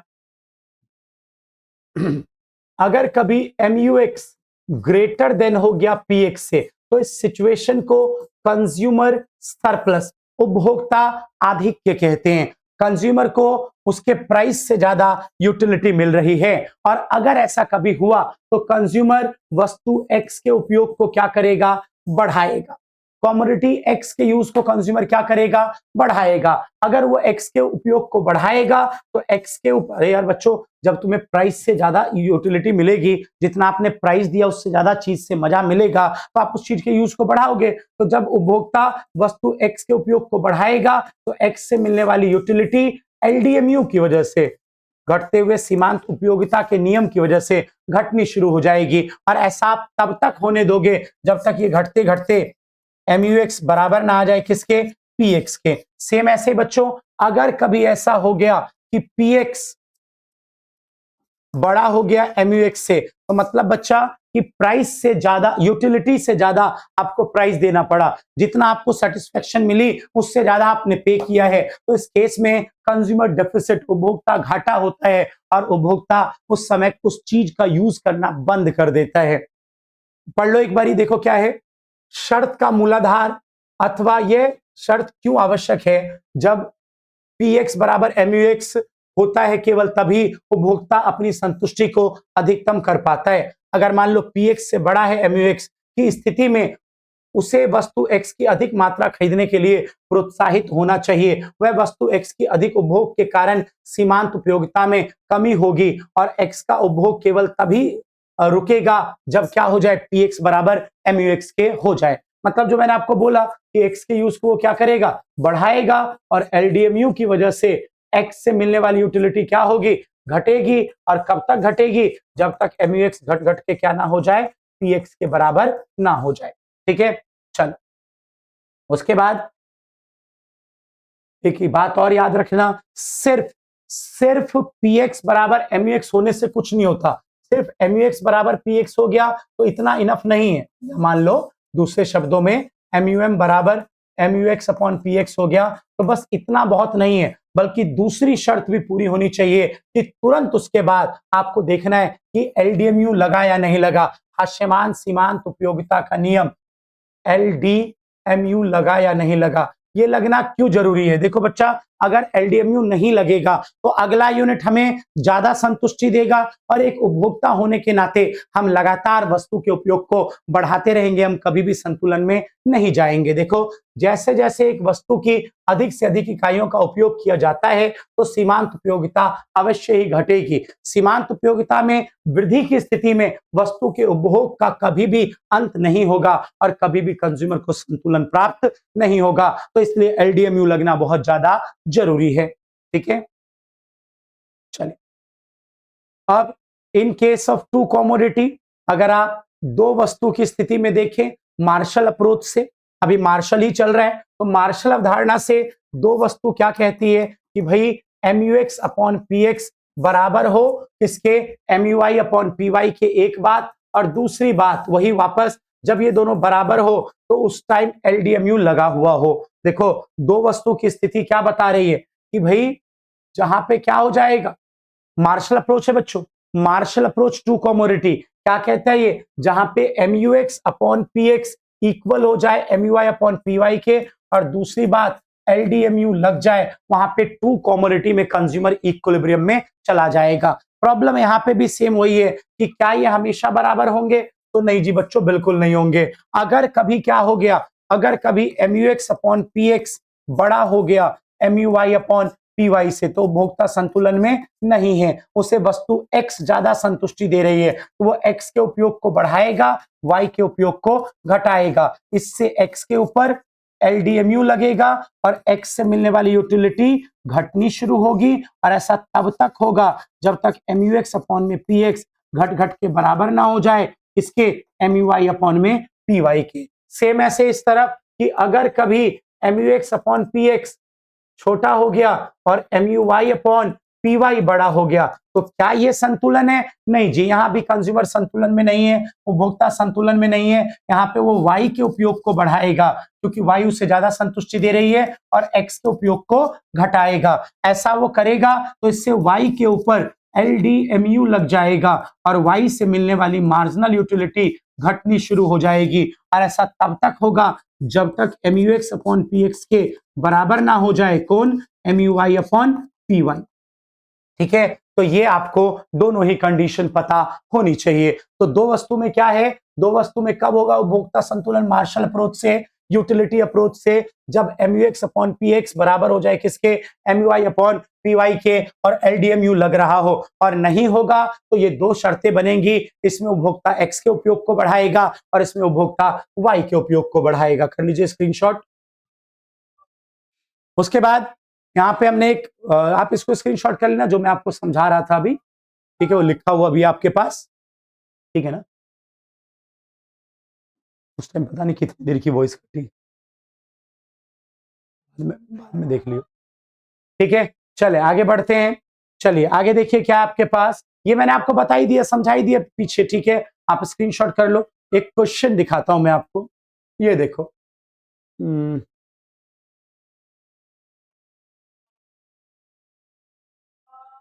ये देखो। हो गया सर, एक मिनट क्लास।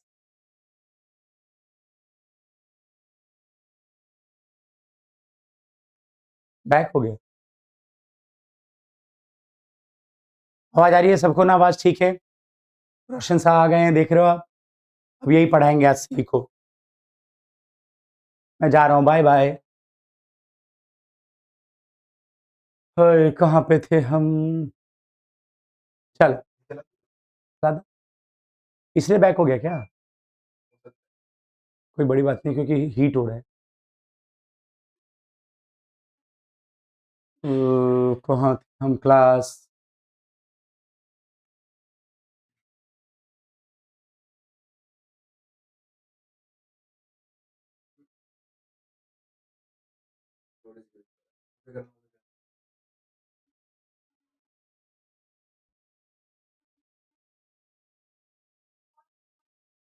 एक सेकंड आपको वेट करना पड़ेगा, बस एक सेकंड में व्यवस्था ठीक की जाएगी, तब तक आप जय श्री राम करते रहें। तो भैया, तो हम बात किस चीज की कर रहे थे बच्चों, हम बात कर रहे थे इस क्वेश्चन की, ध्यान देना जरा। तो क्या कह रहा था मैं आपको कि इस तरीके का एक क्वेश्चन आएगा, जरा देखो पढ़ो क्या लिखा हुआ है। एक उपभोक्ता केवल दो वस्तु X और Y का उपभोग करता है जिसकी कीमत 4 रुपए और 5 रुपए है ना। एक वस्तु X है जिसकी कीमत है 4 रुपए, और एक वस्तु Y है जिसकी कीमत है कितनी, तो 5 रुपए। आगे बढ़ो, जिसमें X की सीमांत उपयोगिता 5 और Y की सीमांत उपयोगिता 4 है।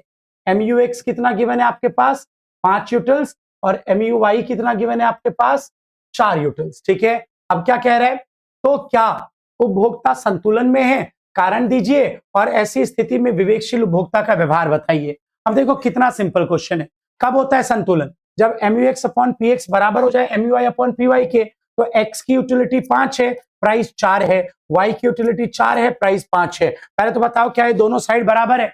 बिल्कुल भी नहीं, दोनों साइड बराबर नहीं है तो उपभोक्ता संतुलन में तो नहीं है। अब दूसरी चीज देखो कि अगर बराबर नहीं है तो क्या है। आप देखो 5/4 1 पॉइंट समथिंग और 4/5 0 पॉइंट समथिंग, तो मतलब कि एक्स वाली साइड क्या है? बड़ी है। पहले तो आपको बताना है उपभोक्ता संतुलन में नहीं है, फिर बताना है कि एक्स वाली साइड बड़ी है, इसलिए उपभोक्ता क्या करेगा? तो वस्तु एक्स के उपयोग को बढ़ाएगा, और सारी बातें आपको बाकी पता है कि क्या होगा। ठीक है, एक्स का उपयोग बढ़ाएगा तो एक्स से मिलने वाली संतुष्टि घटेगी एलडीएमयू के कारण, और तब तक घटने देंगे जब तक वो वाई वाले के बराबर ना आ जाए। देखो क्या है अगला question, explain the main characteristics of indifference set. ठीक है, इंडिफरेंस सेट जो है, सॉरी इंडिफरेंस सेट नहीं, इंडिफरेंस कर्व, आईसी कर्व, उसकी प्रमुख विशेषताएं बताओ। अधिमान वक्र की विशेषता, आप इन चारों बातों को जानते हो। पहला, इंडिफरेंस कर्व जो होता है मूल बिंदु की ओर उन्नतोदर, मतलब कॉन्केव टू द ओरिजिन होता है। सबको पता है आईसी ऐसा बनता है कॉन्केव टू द ओरिजिन, कारण घटता हुआ मार्जिनल रेट ऑफ सब्स्टिट्यूशन, सीमांत प्रतिस्थापन दर, और एमआरएस क्यों घटता है? सबको पता है एलडीएमयू की वजह से एमआरएस घटता है। ठीक है, दूसरा, अधिमान वक्र नीचे की ओर गिरता है। सबको पता है कि आईसी कैसा जाता है? आईसी डाउनवर्ड स्लोप जाता है। क्यों? क्योंकि जब आप एक वस्तु को बढ़ाने जाओगे तो आपको दूसरा वस्तु क्या करना होगा? घटाना होगा। अगर आप वस्तु एक्स के उपयोग को बढ़ाओगे तो वस्तु वाई का उपयोग क्या करना होगा? घटाना होगा, इसलिए आईसी का ढलान डाउनवर्ड होता है। अगला, ऊंचा आईसी अधिक संतुष्टि देता है। Higher IC represent higher satisfaction. देखो बच्चा, जैसे आप ऊपर वाले आईसी पे जाओगे तो एक नियम था, याद होगा, मोनोटोनिक प्रेफरेंस।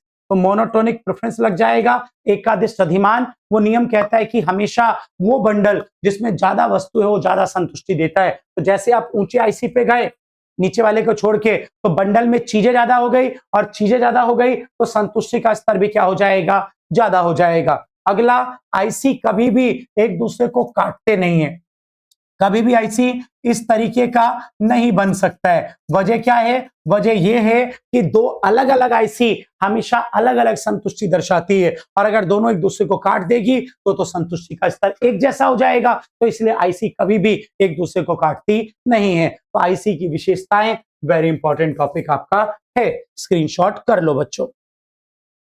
चल, अगला है कि दोबारा कंज्यूमर इक्विलिब्रियम बताओ, उपभोक्ता संतुलन, लेकिन इस बार अधिमान वक्र, मतलब कि हिक्स अप्रोच से, आईसी अप्रोच से हमें कंज्यूमर इक्विलिब्रियम बताना है। बच्चे, बड़ा सिंपल होता है आईसी अप्रोच, मैं आपको दिखाता हूं, आप इस डायग्राम पे फोकस करो।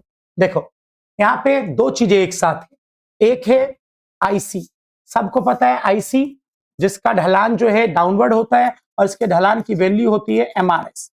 दूसरी चीज, एक वर्ड है आईसी मैप, आईसी मानचित्र। सबको पता है एक विवेकशील उपभोक्ता हमेशा चाहता है कि आईसी मानचित्र में वो सबसे ऊपर वाले आईसी पे चला जाए, क्योंकि ऊंचा आईसी अधिक संतुष्टि देता है। तीसरी बात बच्चों, बजट लाइन, जिसको आपने गिवन प्राइस और गिवन इनकम, दी गई आय और वस्तु की दी गई कीमत के आधार पे बनाया है, तो ये बजट लाइन है। देखो बेटा, बजट लाइन का स्लोप होता है P X by P Y. ठीक है, अच्छा, अब अगर आप चाहते हो कि आपको हिग्स अप्रोच से संतुलन का पता चले, तो आपको एक ही ग्राफ पे आपको बजट लाइन और IC1, IC2, IC3 सब बनाना पड़ेगा। अब आप सोचो, एक उपभोक्ता होने के नाते आप चाहते हो कि आप IC3 पे चले जाओ, क्योंकि ऊंचा आईसी अधिक संतुष्टि देता है, लेकिन क्या आपका बजट ए बी क्या आपको ये IC3 पे जाने का परमिशन दे रहा है? नहीं दे रहा है परमिशन, तो IC3 पे तो संतुलन नहीं हो सकता। बच गया 1 और 2। अब प्रॉब्लम देखो, IC1 कम संतुष्टि देता है 2 से, तो 1 पे भी नहीं हो सकता, क्योंकि हमें संतुष्टि क्या करना है? अधिकतम। तो IC2 के पॉइंट ई पे, जहां पे उपभोक्ता अपने बजट लाइन से उसको टच कर पाया, वहीं पर संतुलन है। इसी पॉइंट को कंज्यूमर इक्विलिब्रियम बोलेंगे। क्या हुआ इस पॉइंट पर बच्चों? इस पॉइंट पर एमआरएस जो किसका स्लोप है? आईसी का, बराबर हो गया, किसके बराबर हो गया? P X upon P Y के। क्यों भाई? P X upon P Y क्या है? बजट लाइन का ढलान है। दोनों ने एक दूसरे को इस पॉइंट पे छू दिया है और यहीं पर उपभोक्ता संतुलन हो गया। तो हिग्स अप्रोच से संतुलन की पहली शर्त कि एमआरएस बराबर P X upon P Y होना चाहिए, और दूसरी शर्त, जिस टाइम ऐसा हुआ उस टाइम का आईसी कॉन्वेक्स होना चाहिए, उन्नतोदर होना चाहिए, और वजह आपको पता है, घटता हुआ एमआरएस। तो कर लो स्क्रीनशॉट कि हिग्स अप्रोच से उपभोक्ता संतुलन कब होगा? जब एमआरएस बराबर P X upon P Y हो जाए, मतलब कि आईसी बजट लाइन को छू दे, और ये डायग्राम भी आपको आना चाहिए। करिए स्क्रीनशॉट बच्चों। उसके बाद बात ये बनती है,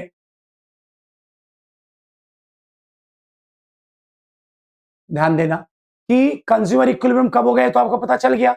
अब उसके बाद बात ये बनती है बच्चा पार्टी कि भाई इन दोनों की शर्त जो है उसको एक्सप्लेन करना। ये देखो, हमेशा बराबर होना चाहिए, लेकिन क्या हमेशा बराबर होगा? बिल्कुल भी नहीं। कभी क्या होगा?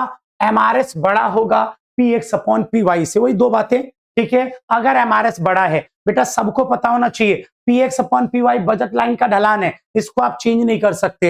एमआरएस आईसी का ढलान है, इसको आप चेंज कर सकते हो। आप देखो क्या है यहाँ पे, एमआरएस बड़ा है, तो अगर आपको संतुलन में जाना है तो ये तो बदलेगा नहीं, क्योंकि बजट लाइन का ढलान फिक्स रहता है। आपको एमआरएस को चेंज करना होगा। एमआरएस के बारे में एक बात बताता हूं, आप एक आईसी में जैसे जैसे नीचे आते हो ना बच्चे, जैसे जैसे नीचे आते हो ऊपर के पॉइंट से नीचे के पॉइंट की तरफ, तो वैसे वैसे एमआरएस क्या करना शुरू हो जाता है? घटना शुरू हो जाता है। और नीचे आने का मतलब है बेटा कि आप वस्तु एक्स को बढ़ा रहे हो और वस्तु वाई को घटा रहे हो। तो आप समझ जाओ, कभी भी अगर आपको दिखा कि एमआरएस बड़ा है P X by P Y से, तो क्या उपभोक्ता संतुलन है? तो पहले तो कह दो नहीं है। क्यों नहीं है? क्योंकि एमआरएस आईसी का ढलान बड़ा है बजट लाइन मतलब P X upon P Y से, ठीक है। तो क्या करेगा कंज्यूमर? तो एमआरएस को घटाएगा। कैसे घटता है एमआरएस? वस्तु एक्स के उपयोग को बढ़ा के और वस्तु वाई के उपयोग को घटा के एमआरएस घटना शुरू हो जाता है। और ऐसा कब तक होने देंगे? जब तक एमआरएस घटते घटते P X upon P Y के बराबर ना आ जाए। देखो क्या है, इसका अर्थ है कि उपभोक्ता एक्स वस्तु की बाजार में जो कीमत है उससे अधिक देने को तैयार है, अतः एक्स की अधिक मात्रा खरीदेगा और इससे एमआरएस घटना शुरू हो जाएगा। बताओ समझ गए? स्क्रीनशॉट करो इसको। और अगर और अगर इसका उल्टा हुआ, अगर एमआरएस छोटा हो गया, तो एमआरएस छोटा हो गया तो एमआरएस को बढ़ाना है, और एमआरएस को बढ़ाने के लिए क्या करना होगा हमें? एमआरएस को बढ़ाने के लिए हमको आईसी में ऊपर की तरफ जाना होगा, और ऊपर जाने का मतलब है गुड एक्स को घटाना और गुड वाई को बढ़ाना। तो मतलब इस केस में कंज्यूमर क्या करेगा? एक्स के उपयोग को कम और वाई के उपयोग को ज्यादा। As a result MRS marginal rate of substitution सीमांत प्रतिस्थापन दर घटनी शुरू होगी। एलडीएमयू की वजह से सॉरी घटनी नहीं, बढ़नी शुरू होगी, ठीक है, बढ़नी शुरू होगी। और ऐसा हम तब तक होने देंगे जब तक एमआरएस बढ़ बढ़ के किसके बराबर ना हो जाए? P X upon P Y के। देखो क्या लिखा है, एमआरएस अगर छोटा हुआ P X upon P Y से, तो इसका अर्थ है कि उपभोक्ता वस्तु एक्स की बाजार में जो कीमत है उससे कम कीमत देने को तैयार है, अतः वह एक्स की कम मात्रा खरीदेगा और वाई की ज्यादा खरीदेगा। तो एमआरएस बढ़ना शुरू होगा, और कब तक बढ़ेगा? जब तक P X upon P Y के इक्वल ना हो जाए। डायग्राम आप सब समझ चुके हो। ये तीन आईसी एक साथ बजट मैप है, और ये ए बी बजट लाइन है। और जहां पे बजट लाइन से आप एक बजट लाइन से आप जहां पे एक आईसी को छू दोगे, वहीं पर उपभोक्ता किस में चला गया था? संतुलन में, ठीक है। और क्या हुआ इस पॉइंट पे? ये सबको पता चल गया। इस पॉइंट पे क्या हुआ? एमआरएस जो बजट लाइन का स्लोप है वो बराबर, सॉरी आईसी का स्लोप है वो बराबर हो गया P X upon P Y के, जो किसका स्लोप है? बजट लाइन का। यहीं पे संतुलन में उपभोक्ता जा चुका है। चलिए आगे बढ़ते हैं। इंग्लिश वाले बच्चों, आपके लिए भी लेके आया मैं, आप स्क्रीनशॉट कर लो इसको। आपको पता है दोनों बराबर होने चाहिए। बड़ा होगा अगर एमआरएस तो एक्स को बढ़ाएंगे, वाई को घटाएंगे, और अगर छोटा होगा एमआरएस तो वाई को बढ़ाएंगे और एक्स को घटाएंगे, ठीक है। चलिए बढ़िए आगे। यह हो गया हमारा मांगी गई मात्रा में परिवर्तन और मांग में परिवर्तन। देखो ध्यान देना, चेंज इन क्वांटिटी डिमांडेड और चेंज इन डिमांड में क्या रिलेशन है, मतलब कि क्या डिफरेंस है, क्या होता है ये दोनों। ये रहा भाई, ध्यान दो। इसी को मांग वक्र पर संचलन या मांगी गई मात्रा में परिवर्तन और मांग वक्र में खिसकाव या मांग में परिवर्तन कहते हैं। देखो बच्चों, बहुत सिंपल है। यदि अन्य बातें स्थिर है, अदर फैक्टर कांस्टेंट है, ठीक है, अगर अदर फैक्टर कांस्टेंट है और किसी वस्तु की कीमत में परिवर्तन होता है तो इस कारण मांगी गई मात्रा में परिवर्तन होता है। और अगर जब वस्तु की स्वयं की कीमत स्थिर होती है और अन्य कारकों में परिवर्तन आता है तो हम कहते हैं मांग में परिवर्तन आया। ठीक है, मांगी गई मात्रा में जब परिवर्तन होगा बच्चे, चेंज इन क्वांटिटी डिमांड जब होगा तो बच्चा इसकी वजह से डिमांड का एक्सपेंशन मतलब विस्तार या फिर कॉन्ट्रैक्शन संकुचन होना शुरू हो जाएगा। और इसमें बेटा मांग में वृद्धि या मांग में कमी, इंक्रीज इन डिमांड या डिक्रीज इन डिमांड होता है। देखो ना, इसके अंदर दो चीजें होती हैं, या तो एक्सपेंशन होता है, एक्सपेंशन मतलब क्या है आपका, नीचे की तरफ मूवमेंट, या कॉन्ट्रैक्शन होगा, कॉन्ट्रैक्शन मतलब क्या है आपका, ऊपर की तरफ मूवमेंट, ठीक है, संकुचन। और इसमें क्या होगा बेटा, या तो राइटवर्ड शिफ्ट होगा, डिमांड कर सीधे हाथ की तरफ, या डिमांड कर सेम प्राइस पे कहा जाएगा, लेफ्टवर्ड। ठीक है, ध्यान रखना है आपको। उसके अलावा क्या कह रहे हैं, इसके पीछे का कारण कीमत है और दूसरे के पीछे का कारण क्या है, तो अन्य कारक, ठीक है, अदर फैक्टर्स। तो आप ये जरूर देख लें। इंग्लिश ये रहा आपका, चेंज इन क्वांटिटी डिमांड और चेंज इन डिमांड, ये खुद के प्राइस की वजह से, ये अदर फैक्टर की वजह से, ये प्राइस की वजह से। ठीक है, इसमें मूवमेंट होगा, मूवमेंट में कैसा, कॉन्ट्रैक्शन या एक्सपेंशन, और इसमें शिफ्टिंग होगी, शिफ्टिंग कैसा, तो राइटवर्ड लेफ्टवर्ड, या तो डिमांड कर्व राइटवर्ड चला जाएगा या डिमांड कर्व लेफ्टवर्ड। इसमें कैसा मूवमेंट, या तो डिमांड में डाउनवर्ड नीचे की तरफ मूवमेंट होगा या डिमांड में कहा, तो अपवर्ड मूवमेंट होगा। इसके पीछे का रीजन प्राइस, इसके पीछे का रीजन अदर फैक्टर। चलिए आगे बढ़िए, वेरी इंपॉर्टेंट क्वेश्चन, मांग में विस्तार और मांग में वृद्धि, एक्सपेंशन इन डिमांड और इंक्रीज इन डिमांड, क्या दोनों सेम है? कई सारे बच्चे पेपर में लिखाते हैं सेम है, क्या दोनों सेम है भाई? नहीं, दोनों बिल्कुल अलग अलग चीजें हैं। क्या फर्क है दोनों में, ध्यान देना, क्या फर्क है दोनों में? मांग में विस्तार, एक्सपेंशन इन डिमांड, ध्यान दो, क्या होता है एक्सपेंशन इन डिमांड और क्या होता है इंक्रीज इन डिमांड। देखो, अगर अन्य कारक स्थिर हैं और कीमत में कमी हो गई तो मांगी जाने वाली मात्रा बढ़ जाएगी, तो इसे मांग में विस्तार बोलते हैं। देखो, अदर फैक्टर चुप, प्राइस कम, डिमांड बढ़ गई, क्वांटिटी बढ़ गई, तो इसे इंक्रीज इन क्वांटिटी डिमांड या एक्सपेंशन इन डिमांड। या इसका अगर आप ग्राफ बनाओगे तो देखो ग्राफ कैसा बनेगा इसका, ये था, प्राइस पहले 12 रुपए का था तो डिमांड कितनी थी, 100 की, और जैसे ही प्राइस घट के क्या हो गया, 10 रुपए, डिमांड कितनी हो गई, 150 की। तो देखो कहां की तरफ मूवमेंट कर गए आप, कहां मूव कर गए आप, नीचे की तरफ मूवमेंट हो गया। इसलिए हम इसको एक्सपेंशन इन डिमांड या मूवमेंट इन डिमांड कहते हैं, डाउनवर्ड मूवमेंट इन डिमांड। इस तरफ आ जाओ, मांग में वृद्धि क्या होती है? अच्छा आप ये भी देख लो ना, उसी मांग वक्र पर नीचे की ओर चलन, डाउनवर्ड मूवमेंट होता है और कीमत के कम होने की वजह से होता है। इस तरफ आ जाओ, मांग में वृद्धि, इंक्रीज इन डिमांड क्या होता है? तो बच्चा, वस्तु की अपनी कीमत के अलावा अन्य किसी भी कारक के कारण जब एक वस्तु की मांग बढ़ती या घटती है तो उसे हम मांग में, मतलब बढ़ती है तो उसे मांग में वृद्धि कहते हैं। देखो, सेम कीमत पे मांग बढ़ गई, मांग में वृद्धि। डायग्राम कैसा बनेगा? डायग्राम राइटवर्ड, सीधे हाथ की ओर खिसकता हुआ दिखेगा आपको। इसे सीधे हाथ की ओर खिसकाव, इंक्रीज इन डिमांड के नाम से जानते हैं। इसके पीछे के कारण क्या है? देखो, प्राइस ऑफ सब्स्टिट्यूटेड गुड्स, प्रतिस्थापक सस्ता हो गया होगा, प्राइस ऑफ कॉम्प्लीमेंट्री, पूरक वस्तु महंगी हो गई होगी, नॉर्मल गुड्स के केस में इनकम बढ़ गई होगी और घटिया के केस में इनकम घट गई होगी, कंज्यूमर का टेस्ट एंड प्रेफरेंस बढ़ गया होगा। देखो लिखा हुआ है ना, प्रतिस्थापक वस्तु की कीमत में कमी, पूरक वस्तु की कीमत में, प्रतिस्थापक वस्तु की कीमत में वृद्धि, पूरक वस्तु की कीमत में कमी, सामान्य वस्तु की स्थिति में उपभोक्ता की आय में वृद्धि,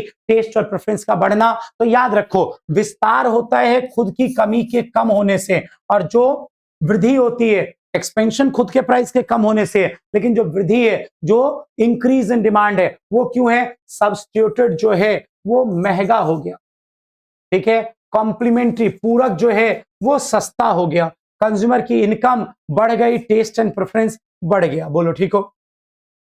उसके बाद इंग्लिश मैंने आपको बता दिया बेटा, एक्सपेंशन इन डिमांड, ठीक है, और इंक्रीज इन डिमांड ये खुद के प्राइस के घटने से होता है। ये अदर फैक्टर, जैसे मैं बार बार बोल रहा हूं कि प्राइस ऑफ सब्स्टिट्यूटेड बढ़ गया, कॉम्प्लीमेंट्री का प्राइस घट गया, कंज्यूमर की इनकम बढ़ गई नॉर्मल गुड्स में, ऐसे बहुत सारे कारण होते हैं।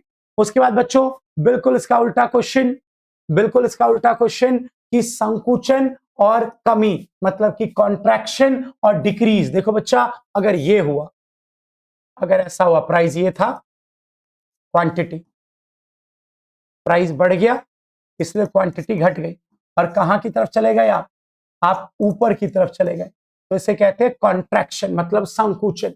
और अगर क्या हुआ, सेम प्राइस पे डिमांड घट गया, तो इसे क्या कहते हैं, डिक्रीज इन डिमांड। सीधी सी बात, ये प्राइस की वजह से होता है, खुद के प्राइस की वजह से, और ये क्यों होता है, ये होता है अदर फैक्टर, अन्य कारकों की वजह से। सिंपल सा कॉन्सेप्ट है।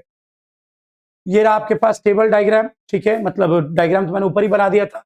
टेबल, प्राइस के घटने से क्वांटिटी डिमांड कम हो गया तो मांग में संकुचन, मतलब अपवर्ड मूवमेंट होगा। सेम प्राइस पे डिमांड बढ़ गया तो मांग में कमी, मतलब कि डिक्रीज इन डिमांड होगा। इसके पीछे का कारण क्या है, सब्स्टिट्यूटेड, प्रतिस्थापक सस्ता हो जाना, कॉम्प्लीमेंट्री का प्राइस बढ़ जाना, कंज्यूमर की इनकम नॉर्मल गुड्स में कम हो जाना, टेस्ट एंड प्रेफरेंस कंज्यूमर का कम हो जाना, ऐसे बहुत सारे कारण हैं।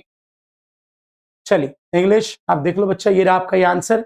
अगला क्वेश्चन कि भाई सब्स्टिट्यूट और कॉम्प्लीमेंट्री गुड्स क्या होते हैं, प्रतिस्थापक वस्तु और पूरक वस्तु किसे कहते हैं। बहुत सिंपल ना बेटा, जिन वस्तुओं का एक दूसरे के स्थान पर उपयोग होता है वो प्रतिस्थापक वस्तु है। जैसे क्या है, टी एंड कॉफी, ये दोनों क्या है, एक दूसरे के प्रतिस्थापक। और पूरक वस्तु क्या है, जो एक दूसरे के साथ मिलकर कंज्यूमर की जरूरत को पूरा करती है, जो एक साथ उपयोग किया जाएगा, वो पूरक वस्तु है। जैसे कार और पेट्रोल, है ना, और मार्कर, मतलब ये पेन और ये बोर्ड, ये पूरक वस्तु है। देखो जरा क्या है, ये रहा आपका substitute goods and complementary goods, प्रतिस्थापक और पूरक। Substitute goods refers to those goods which can be used in place of one another, ठीक है, जो एक दूसरे की जगह पे यूज होगा। Complementary goods refers to those goods which are used together with, मतलब एक दूसरे के साथ यूज होगा। सब्स्टिट्यूट गुड बेटा कॉम्पिटेटिव नेचर का होता है, प्रतियोगी नेचर का होता है। सब्स्टिट्यूट वो है जो आपकी जगह यूज हो सकता है ना, चाय की जगह कॉफी, तो दोनों में प्रतियोगिता होती है। और कॉम्प्लीमेंट्री गुड्स क्या होते हैं बेटा, जॉइंट डिमांडेड, साथ में यूज होते हैं। रिलेशन बच्चा, सब्स्टिट्यूट गुड्स का प्राइस का पॉजिटिव रिलेशन होता है, इस बात को समझ लो। देखो अगर प्राइस ऑफ कॉफी बढ़ेगा तो डिमांड ऑफ टी बढ़ जाएगी, और प्राइस ऑफ कॉफी कम होगा तो डिमांड ऑफ टी कम हो जाएगी। मतलब कि कॉफी के प्राइस ने चाय पर कैसा असर डाला, पॉजिटिव। और कॉम्प्लीमेंट्री में बेटा नेगेटिव होता है। प्राइस ऑफ पेट्रोल बढ़ेगा तो डिमांड ऑफ कार घटेगी, प्राइस ऑफ पेट्रोल घटेगा तो डिमांड ऑफ कार बढ़ेगी। कैसा रिलेशन है दोनों में, तो नेगेटिव रिलेशन है। Last example, tea and coffee, Coke and Pepsi, substitution का example, tea sugar car petrol, complementary का एग्जांपल। ठीक है, कर लीजिए स्क्रीनशॉट इसे, आप इसको भी कर लेना, हिंदी वालों स्क्रीनशॉट कर लो बच्चा। चलिए आगे बढ़िए, क्या है, नॉर्मल गुड्स और इंफीरियर गुड्स, सामान्य वस्तु और घटिया वस्तु। बहुत सिंपल, देखो बच्चा, जिस चीज का रिलेशन आपकी इनकम के साथ पॉजिटिव है वो नॉर्मल है, मतलब इनकम बढ़ने से डिमांड बढ़ जाए, इनकम के घटने से डिमांड घट जाए, तो ये गुड्स कैसा है आपका, नॉर्मल वस्तु, सामान्य वस्तु। और इंफीरियर क्या होता है, जिसका इनकम के साथ कैसा रिलेशन है, नेगेटिव, इनकम के घटने से डिमांड बढ़े, इनकम के बढ़ने से डिमांड घटे, है ना। Basmati rice, basmati rice example है नॉर्मल गुड्स का, और राशन वाले मोटे चावल वो एग्जाम्पल है किसका, इंफीरियर गुड्स का। और एक बात और याद रखना कि नॉर्मल गुड्स पे लॉ ऑफ डिमांड काम करता है, लेकिन घटिया चीजों पर लॉ ऑफ डिमांड काम नहीं करता है। आप बताओ, जब घटिया चीजें सस्ती होगी तो क्या आप ज्यादा खरीदने लगोगे, वो घटिया है, सस्ता होने पर भी आप उसकी डिमांड नहीं करोगे इंफीरियर गुड्स की। ठीक है, चलिए आप इसको स्क्रीनशॉट कर लो बच्चे, नॉर्मल गुड्स और इंफीरियर गुड्स में डिफरेंस, हिंदी इंग्लिश वाले बच्चों आप भी कर लो। आगे बढ़ो, क्या है क्वेश्चन, मांग की कीमत लोच को प्रभावित करने वाले प्रमुख कारक। बच्चा कौन से फैक्टर है जो प्राइस इलास्टिसिटी ऑफ डिमांड को असर डालते हैं। देखो इस क्वेश्चन को करने का मेरा बहुत सीधा सा तरीका है। देखो कोई भी चीज आपके सामने अगर आती है तो आपको ये देखना है कि क्या हम उसके प्राइस को बहुत सोच रहे हैं, क्या हमें उसका प्राइस बहुत असर डालेगा। तो आपको बोल देना है डिमांड जो है, अगर ऐसा है तो डिमांड इलास्टिक है, लोचदार मांग है। और अगर कोई चीज ऐसी है जिसका प्राइस हमें ज्यादा असर नहीं डालेगा, हम उसके प्राइस के बारे में ज्यादा नहीं सोच रहे हैं, तो बोल देना कि डिमांड जो है वो इन इलास्टिक है, बेलोचदार है, ठीक है, या कम लोचदार है। अब आप एक बात बताओ, आप एक दवाई लेने गए, मेडिसिन, आवश्यक वस्तु, तो क्या आप केमिस्ट पर खड़े होके उसके प्राइस को खूब सोचोगे या फटाफट ले आओगे? ऑब्वियस सी बात है, जल्दी से ले आओगे। तो क्या है, दवाई की डिमांड बेलोचदार, इनइलास्टिक है। मान लो आप कार लेने गए, विलासिता की चीज, लग्जूरियस गुड्स। अब आप जब कार लेने गए तो आप उसके प्राइस को सोचोगे ना, तो उसका डिमांड क्या है, इलास्टिक, लोचदार, ठीक है। और एग्जांपल देता हूं, मान लो जो चीज आप खरीदने गए उसका कोई क्लोज सब्स्टिट्यूशन, निकटतम प्रतिस्थापन नहीं है, वैसी चीज और कहीं मिलती नहीं, तो क्या करोगे, आप लेके आ जाओगे, तो बेलोचदार, इनइलास्टिक डिमांड। और मान लो जो चीज आप लेने गए उसके कई सारे प्रतिस्थापन है, सब्स्टिट्यूशन, जो उसकी जगह यूज हो सकते हैं, तो आपको जब वो बताएगा प्राइस, तो आप दूसरी जगहों पर भी ट्राई करना चाहोगे, प्राइस के बारे में आप सोचोगे, तो मतलब क्या हो गया, इनइलास्टिक हो गया। तो ये आपको ऐसे बहुत सारे पॉइंट्स हैं। देखो जरा, जैसे मैंने बताया, वस्तु की प्रकृति, जैसे कोई आवश्यक चीज है, अनिवार्य वस्तु है, तो उसकी डिमांड क्या होगी, इनइलास्टिक होगी, बेलोचदार होगी। आरामदायक या विलासिता की चीजें, तो डिमांड क्या होगी, इलास्टिक, लोचदार होगी, क्योंकि प्राइस को हम बहुत ज्यादा सोचेंगे।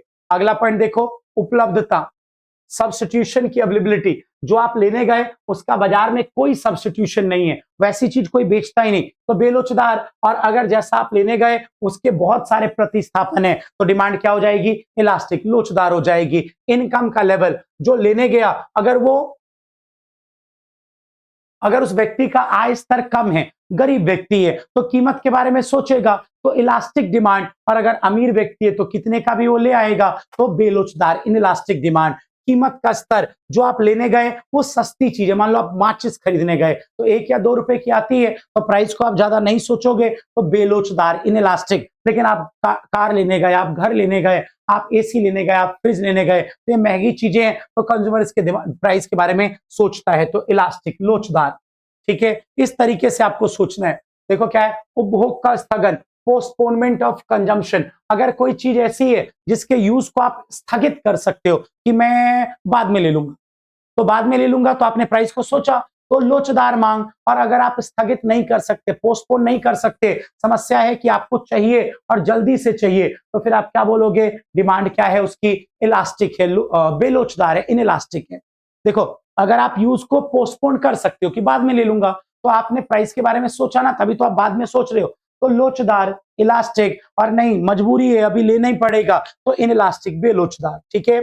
ऐसे ही है एक पॉइंट कि आप इनकम का कितना हिस्सा खर्च करते हो। अगर कोई चीज ऐसी है जिसपे इनकम का छोटा हिस्सा खर्च करते हो, तो ज्यादा असर तो पड़ेगा नहीं, तो बेलोचदार। और बड़ा हिस्सा खर्च करते हो, तो लोचदार, इलास्टिक। टाइम पीरियड, कोई चीज जल्दी चाहिए, तो बेलोचदार, इनइलास्टिक। और लॉन्ग टर्म, आराम से ले लेंगे, तो लोचदार, इलास्टिक।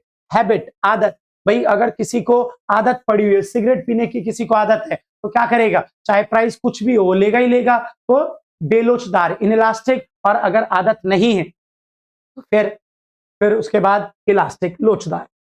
चल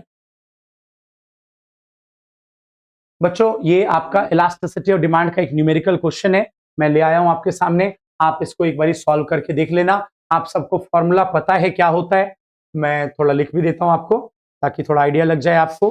सबको पता है कि फॉर्मूला क्या होता है, ईडी बराबर minus delta Q upon delta P into P in P1 upon Q1। तो देखो जरा, एक उपभोक्ता 5 रुपए प्रति इकाई की कीमत पर वस्तु की 80 इकाइयां खरीदता था। जब प्राइस क्या था, 5 रुपीज, तो कंज्यूमर कितनी डिमांड करता था, 80, ठीक है। और मांग की कीमत लो -2 है, ईडी कितना गिवन है, ईडी गिवन है -2।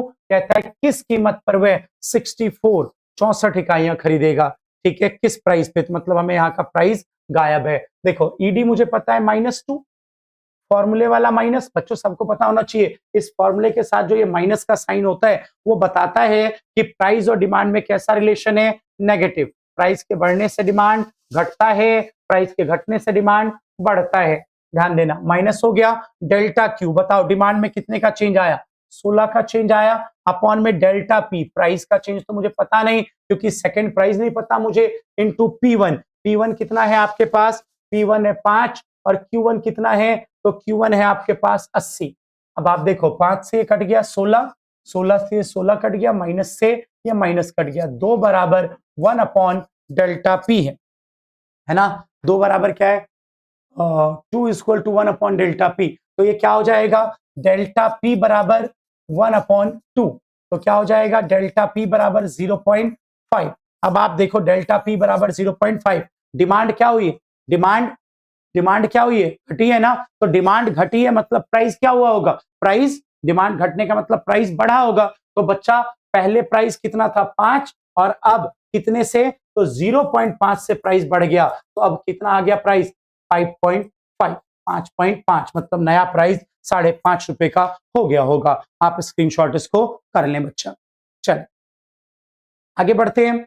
आगे है आपका क्वेश्चन कि what is law of variable proportion, परिवर्ती अनुपात का नियम क्या है? सबको पता है, very important question. Law of variable proportion को रिटर्न टू अ फैक्टर, एक कारक का प्रतिफल भी कहते हैं। देखो जरा बच्चे, क्या है लॉ ऑफ वेरिएबल प्रोपोर्शन? ये डायग्राम से आप इस बात को समझोगे। लॉ ऑफ वेरिएबल प्रोपोर्शन एक लॉ है जो ये कहता है, पहली बात तो ये शॉर्ट रन का लॉ है, अल्प समय अवधि का नियम है, परिवर्ती अनुपात का नियम, जिसे एक कारक का प्रतिफल भी कहते हैं। ये लॉ क्या कहता है कि जब आप शॉर्ट रन में फिक्स फैक्टर को फिक्स रखोगे 1 2 3 4 5 और वेरिएबल फैक्टर लगातार उसके साथ बढ़ाओगे, तो शुरुआत में आपका एमपी आपको बढ़ता हुआ दिखेगा, फिर आपका एमपी आपको घटता हुआ दिखेगा, फिर जीरो होके वो कहां पहुंच जाएगा? जीरो होके फिर वो कहां पहुंच जाएगा? नेगेटिव में। और आप एमपी को जोड़ जोड़ के टीपी निकालते हो, टीपी का फॉर्मूला होता है सिग्मा एमपी।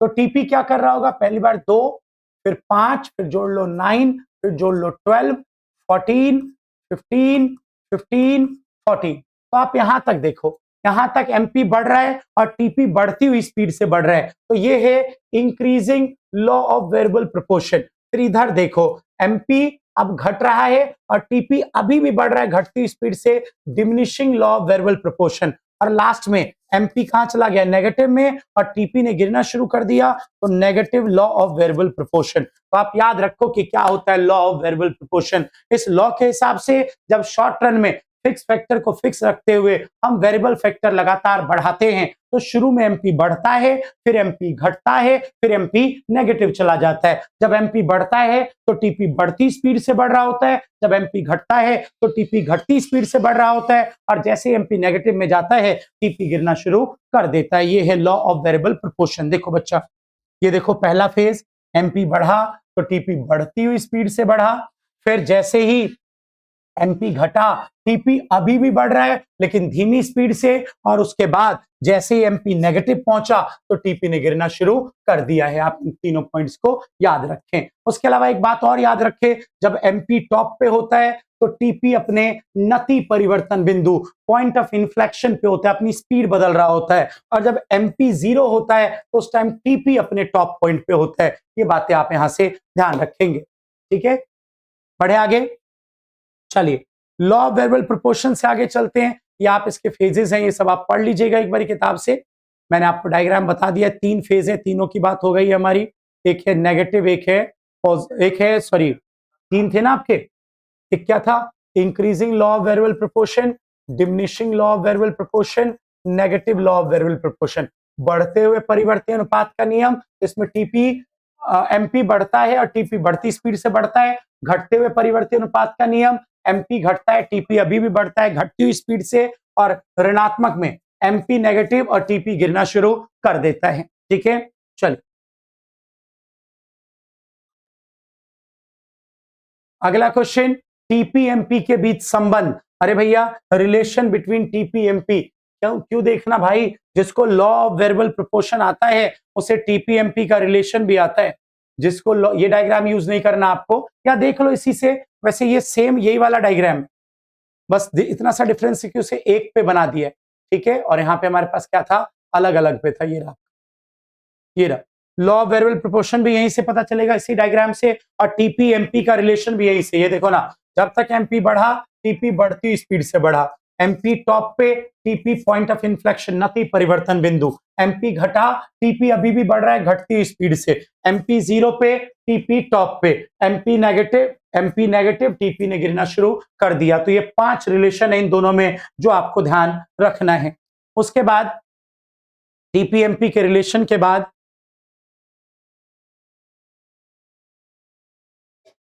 अगला है आपके पास एपीएमपी का रिलेशन। देखो जरा, टीपीएमपी का तो आपने देख लिया,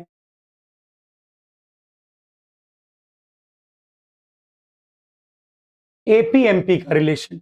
बच्चों अगर आपको एपीएमपी का रिलेशन देखना है ना, एपी और एमपी में क्या संबंध है, तो मैं आपको सीधा बताऊं, आप ना एपीएमपी का डायग्राम बनाना सीख लो। जो डायग्राम बनाना सीख लेगा वो एपीएमपी का रिलेशन समझ लेगा। देखो आप सबको पता है एमपी क्या करता है, मुझे तो पता है मार्जिनल प्रोडक्ट जो है वो लॉ ऑफ वेरिएबल प्रोपोर्शन की वजह से शुरू में बढ़ता है, फिर घटता है और घट के कहां चला जाता है, नेगेटिव।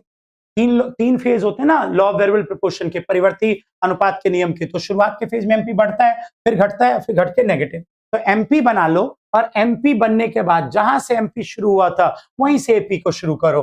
देखो एपी भी तब तक बढ़ता है जब तक वो एमपी के बराबर ना हो जाए, जैसे ही बराबर होगा वहां से एपी गिरना शुरू कर देगा। तो ये डायग्राम आप याद रखो, रिलेशन बन जाएगा। पहला रिलेशन, इस वाले एरिया को आप देखो, पहला रिलेशन जब तक एमपी बड़ा है एपी से तब तक एपी बढ़ता है। दूसरा रिलेशन, जब एमपी बराबर है एपी के तो एपी अपने टॉप पॉइंट पर, उच्चतम बिंदु पर है।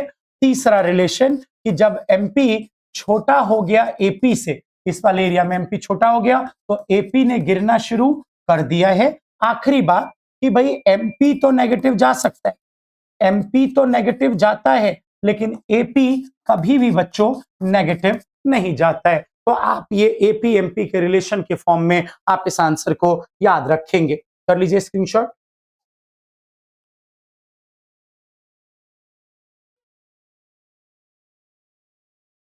बेटा ये मेथड्स थे आपके, methods of classification of data. मैंने बता दिया था आपको, ज्योग्राफिकल मतलब जगह के नाम के आधार पे, क्रोनोलॉजिकल समय के आधार पे, क्वालिटेटिव गुण के आधार पे और क्वांटिटेटिव संख्यात्मक गुण के आधार पे। 4 तरीकों से आप डेटा को क्लासिफाई कर सकते हो, मतलब वर्गीकृत कर सकते हो। उसके बाद एक्सक्लूसिव इंक्लूसिव में डिफरेंस मैंने आपको पढ़ा दिया, सम्मिलित और असम्मिलित श्रृंखला में अंतर। बच्चे ये क्वेश्चन आप स्क्रीनशॉट कर लो, यहाँ पे मीन का ये क्वेश्चन है, आपको इसको ट्राई करके देखना है, इंपॉर्टेंट क्वेश्चन है और इसमें आपको करेक्टेड मीन निकालना है। ठीक है, देखो ना यहाँ पे गलत मीन गिवन है, करेक्टेड मीन निकालना है। फॉर्मूला क्या होता है, आप सिग्मा एक्स निकाल लो, रॉन्ग वाला, गलत वाला सिग्मा एक्स, माइनस कर देना उसमें से गलत नंबर, प्लस कर देना राइट नंबर, डिवाइडेड बाय कर देना क्या, एन से, एन से आप डिवाइड कर देना। ठीक है, तो आपको जो है क्या मिल जाएगा, आपको मिल जाएगा करेक्टेड मीन। जरा मैं पढ़ देता हूं एक बार क्वेश्चन देख लो आप।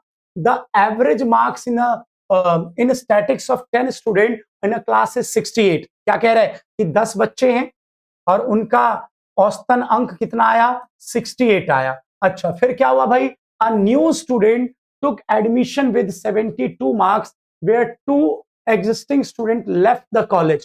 एक नया बच्चा आया कॉलेज में, एक नया बच्चा जुड़ा, मतलब एक और बंदा आया जिसके नंबर कितने हैं, 72, और 2 बच्चों ने कॉलेज को छोड़ दिए। If the marks of the these 2 students were 40 and 39, जो 2 बच्चे कॉलेज छोड़ के गए उनके नंबर क्या थे, 40 और 39। Find the correct mean. देखो जो छोड़ के गया उनके नंबर हम हटा देंगे और जो नया आया उसका नंबर हम जोड़ देंगे, और छोड़ के गए 2 और आया है 1, तो n जो है वो चेंज हो जाएगा। मैं दिखाता हूं आपको। सबसे पहले आप गलत सिग्मा एक्स निकाल लीजिए। गलत सिग्मा एक्स के लिए आपको गलत मीन का मल्टीप्लाई n से करना होता है। तो यहाँ पे गलत मीन कितना है, 68, और n क्या था, 10, तो 680 हो गया। अब देखो क्या करना है, 680 में से जो गए उन्हें हटा दो। कौन गए, एक बच्चा गया जिसके नंबर 40 थे, एक गया जिसके नंबर 39 थे, और जो आया उसे जोड़ लो। कौन आया, एक बच्चा आया 72 वाला, और डिवाइडेड बाय n। देखो बच्चे n पहले कितना था, n 10, फिर 2 चले गए तो 2 माइनस, फिर 1 आ गया तो 1 प्लस, तो अब n कितना बच गया, अब n बच गया 9, तो डिवाइडेड बाय 9। जैसे आप इसे 9 से डिवाइड करोगे तो 74.78 आपका करेक्टेड मीन सही माध्य आ जाएगा। ठीक है, स्क्रीनशॉट करिए इसको। इसके बाद बच्चों मेरिट्स एंड डिमेरिट्स, बहुत सिंपल। माध्य के गुण अवगुण, भाई आपको ना 3 गुण और 3 अवगुण बता के जा रहा। पहला गुण, माध्य निकालना सरल है, मीन निकालना सिंपल होता है। दूसरा, मीन निकालने से पहले डेटा को अरेंज करने की कोई जरूरत नहीं होती, असेंडिंग या डिसेंडिंग, बढ़ते या घटते क्रम में लगाने की कोई जरूरत नहीं है। तीसरा, माध्य का आंसर सभी मदों पर निर्भर करता है। तो 3 गुण याद रखो, सरल है, व्यवस्थित करने की कोई जरूरत नहीं है और सभी मदों पर निर्भर रहता है माध्य। अवगुण याद रखो, माध्य का ग्राफ नहीं बन सकता है। ठीक है, उसके अलावा एक तो ग्राफ नहीं बन सकता, दूसरा जो आंसर होता है वो एवरेजली ट्रू होता है, औसतन सत्य। सांख्यिकी की सभी चीजें औसतन सत्य होती है, 100% ट्रू नहीं होता। और एक और बता देना कि सभी मदों पर निर्भर रहता है। ठीक है, माध्य। तो ये 3 गुण, ये लिखा है ना, बेस्ड ऑन ऑल आइटम, सभी मदों पर निर्भर रहता है। तो 3 गुण और 3 अवगुण आप माध्य के याद रखें। गुण में एक याद रखें कि सरल होता है, अवगुण में एक याद रखें कि जो है औसतन सत्य होता है। गुण में याद रखें कि अरेंजमेंट की कोई जरूरत नहीं है, और उधर अवगुण में याद रखें कि भाई सभी मदों के ऊपर निर्भर रहता है। अरे और जो है फिर ग्राफ नहीं बन सकता, ये भी अवगुण है आपका, मैंने बता ही दिया था आपको। मतलब माध्यिका और जो माध्यिका और बहुलक दोनों ग्राफ से बनते हैं, लेकिन माध्य का ग्राफ कभी नहीं बन सकता है। उसके अलावा बच्चों इस क्वेश्चन का भी आप स्क्रीनशॉट कर लो, ये आपका सामूहिक माध्य का क्वेश्चन है, बहुत बढ़िया क्वेश्चन है, आप स्क्रीनशॉट कर लो, इसे ट्राई करना आप। ठीक है, सामूहिक माध्य का क्वेश्चन 3 नंबर का आपका आ सकता है, कंबाइंड मीन फॉर्मूला आपके सामने है। उसके बाद ये माध्य का क्वेश्चन है, स्टेप डेविएशन मेथड, पग विचलन विधि, आप ट्राई करोगे। मैं आपको बता देता हूं, एक तो फॉर्मूला क्या होगा बेटा, मीन बराबर A plus sigma F D dash upon में सिग्मा एफ इंटू में एच। ठीक है, इस फॉर्मूले को लगाने से पहले आपको सीआई को ठीक करना है। कैसे लिखा है, लेस देन 20 ना, और 10-10 का गैप है, तो क्या करोगे, 10 से 20, 20 से 30, 30 से 40, 40 से 50, 50 से 60, 60 से 70। बच्चा सीआई तो सब सही कर लेते हैं, लेकिन एफ को सही करना भूल जाते हैं। जब भी लेस देन या मोर देन होता है, से कम से अधिक, तो आपको एफ को भी ठीक करना चाहिए। पहला एफ 5, फिर 22 माइनस 5 17, 48 माइनस 22 क्या हो जाएगा आपका, 48 माइनस 22 आपका 26, 26 हो जाएगा। फिर 60 माइनस 48, तो ये आपका 12 हो जाएगा। फिर 23 और फिर आपका 17। अब आपका ये सी आई और एफ है। अगला काम आप मिड वैल्यू निकालेंगे, उम्मीद है सबको आता है, L1 plus L2 divide by 2 करके। फिर क्या करेंगे, मिड वैल्यू में से किसी एक को ए मानेंगे, फिर ए मानने के बाद एज्यूमीन मानने के बाद आप डी निकालेंगे x माइनस ए करके। डी निकालेंगे आप x माइनस ए करके, फिर डी को आप कन्वर्ट करेंगे डी डैश में। कैसे कन्वर्ट होता है, डी डैश के लिए आपको डी को h से भाग करना होगा। h देखो हर जगह गैप कितना है, 10-10 का है ना, तो डी डैश मिल जाएगा। फिर डी डैश को आप f से मल्टीप्लाई करोगे, और फाइनली सारी चीजें मिलने के बाद ये रहा फॉर्मूला, आप यहां डालोगे। ए जो आपने माना होगा उसे यहां रखोगे, सिग्मा एफ डी डैश, इसका समीशन आप इधर ऊपर रखोगे, अपॉन में सिग्मा एफ, आई थिंक इसका सम 100 है, तो इसको आप अपॉन में, और इनटू में एच आपका 10 है। जैसे आप डालोगे फॉर्मूले में, आपको आपका मीन मिलेगा। स्क्रीनशॉट कर लो इसको, जो मैंने समझाया आपको, और इसका सॉल्यूशन भी स्क्रीनशॉट कर लो, चाहो तो क्वेश्चन तो कर ही लिया होगा। ये इसका सॉल्यूशन गिवन है, ये भी स्क्रीनशॉट कर लो आप। उसके बाद बच्चों मैं चाहता हूं कि ये क्वेश्चन मिसिंग फिगर का है। यहाँ पे देखो ये x मिसिंग है, और थोड़ा सा आपको ब्लर दिख रहा होगा, मैं साफ कर देता हूं। ये 10 से 20 है, ये 20 से 30 है, ये 30 से 40 है, 40 से 50, 50 से 60, 60 से 70, 70 से 80। ठीक है, और f है आपका 5, 3, 4, 7, पता नहीं तो आप x मान लिया करो, और उसके बाद 6 और 13, और मीन गिवन है आपके पास। यहाँ पे मीन गिवन है हमारे पास, mean of the distribution is 52, तो मीन गिवन है आपके पास 52, और आपको यहाँ पे इस x की वैल्यू निकालनी है। मैं आपको एडवाइस करूंगा, 6 नंबर का क्वेश्चन आएगा आपका ये, और मैं आपको एडवाइस करूंगा कि कभी भी अगर आपको मिसिंग वैल्यू निकालनी हो तो आप हमेशा डायरेक्ट मेथड लगा लिया करें, ठीक है। Direct method mean equal to sigma fm upon में सिग्मा f, ठीक है। तो पहले मिड वैल्यू निकालें, फिर f का मिड वैल्यू से मल्टीप्लाई करें, उसका समीशन अपॉन में f का समीशन, फॉर्मूले में डालोगे, मीन गिवन है 52, कैलकुलेट करोगे, मिसिंग वैल्यू आपको मिल जाएगी। स्क्रीनशॉट कर लो इसको, स्क्रीनशॉट कर लो। मिसिंग वैल्यू यहां पे इस क्वेश्चन में आपके पास f जो है वो 2 है। तो बच्चा पार्टी ये जो मैं आपके लिए क्वेश्चन लाया, ये आपकी तकरीबन तकरीबन तकरीबन हर तरीके की चीजों को मैंने आपके लिए कवर करने की कोशिश की है इस वीडियो में। अब रिस्पॉन्सिबिलिटी आपकी, अब जिम्मेदारी आपकी, आप ये वीडियो देखें, सारे क्वेश्चन सॉल्व करें, और अगर आप ये सारे क्वेश्चन सॉल्व करके गए तो गारंटेड है कि आपके नंबर आएंगे, ठीक है। क्योंकि maximum to maximum important question हमने इसमें कवर कर लिया है। आप पुराना कोई भी पेपर उठा के देखें, हर क्वेश्चन तकरीबन इन्हीं क्वेश्चंस में से है। तो ऑल द बेस्ट, जय श्री राम, पढ़ते रहें, बढ़ते रहें, अपना काम ना भूलें। एक तो आपको सॉल्व करने हैं सारे क्वेश्चन, और दूसरा हिंदी इंग्लिश मीडियम के जितने बच्चे हैं सबको शेयर कर दीजिए। Thank you.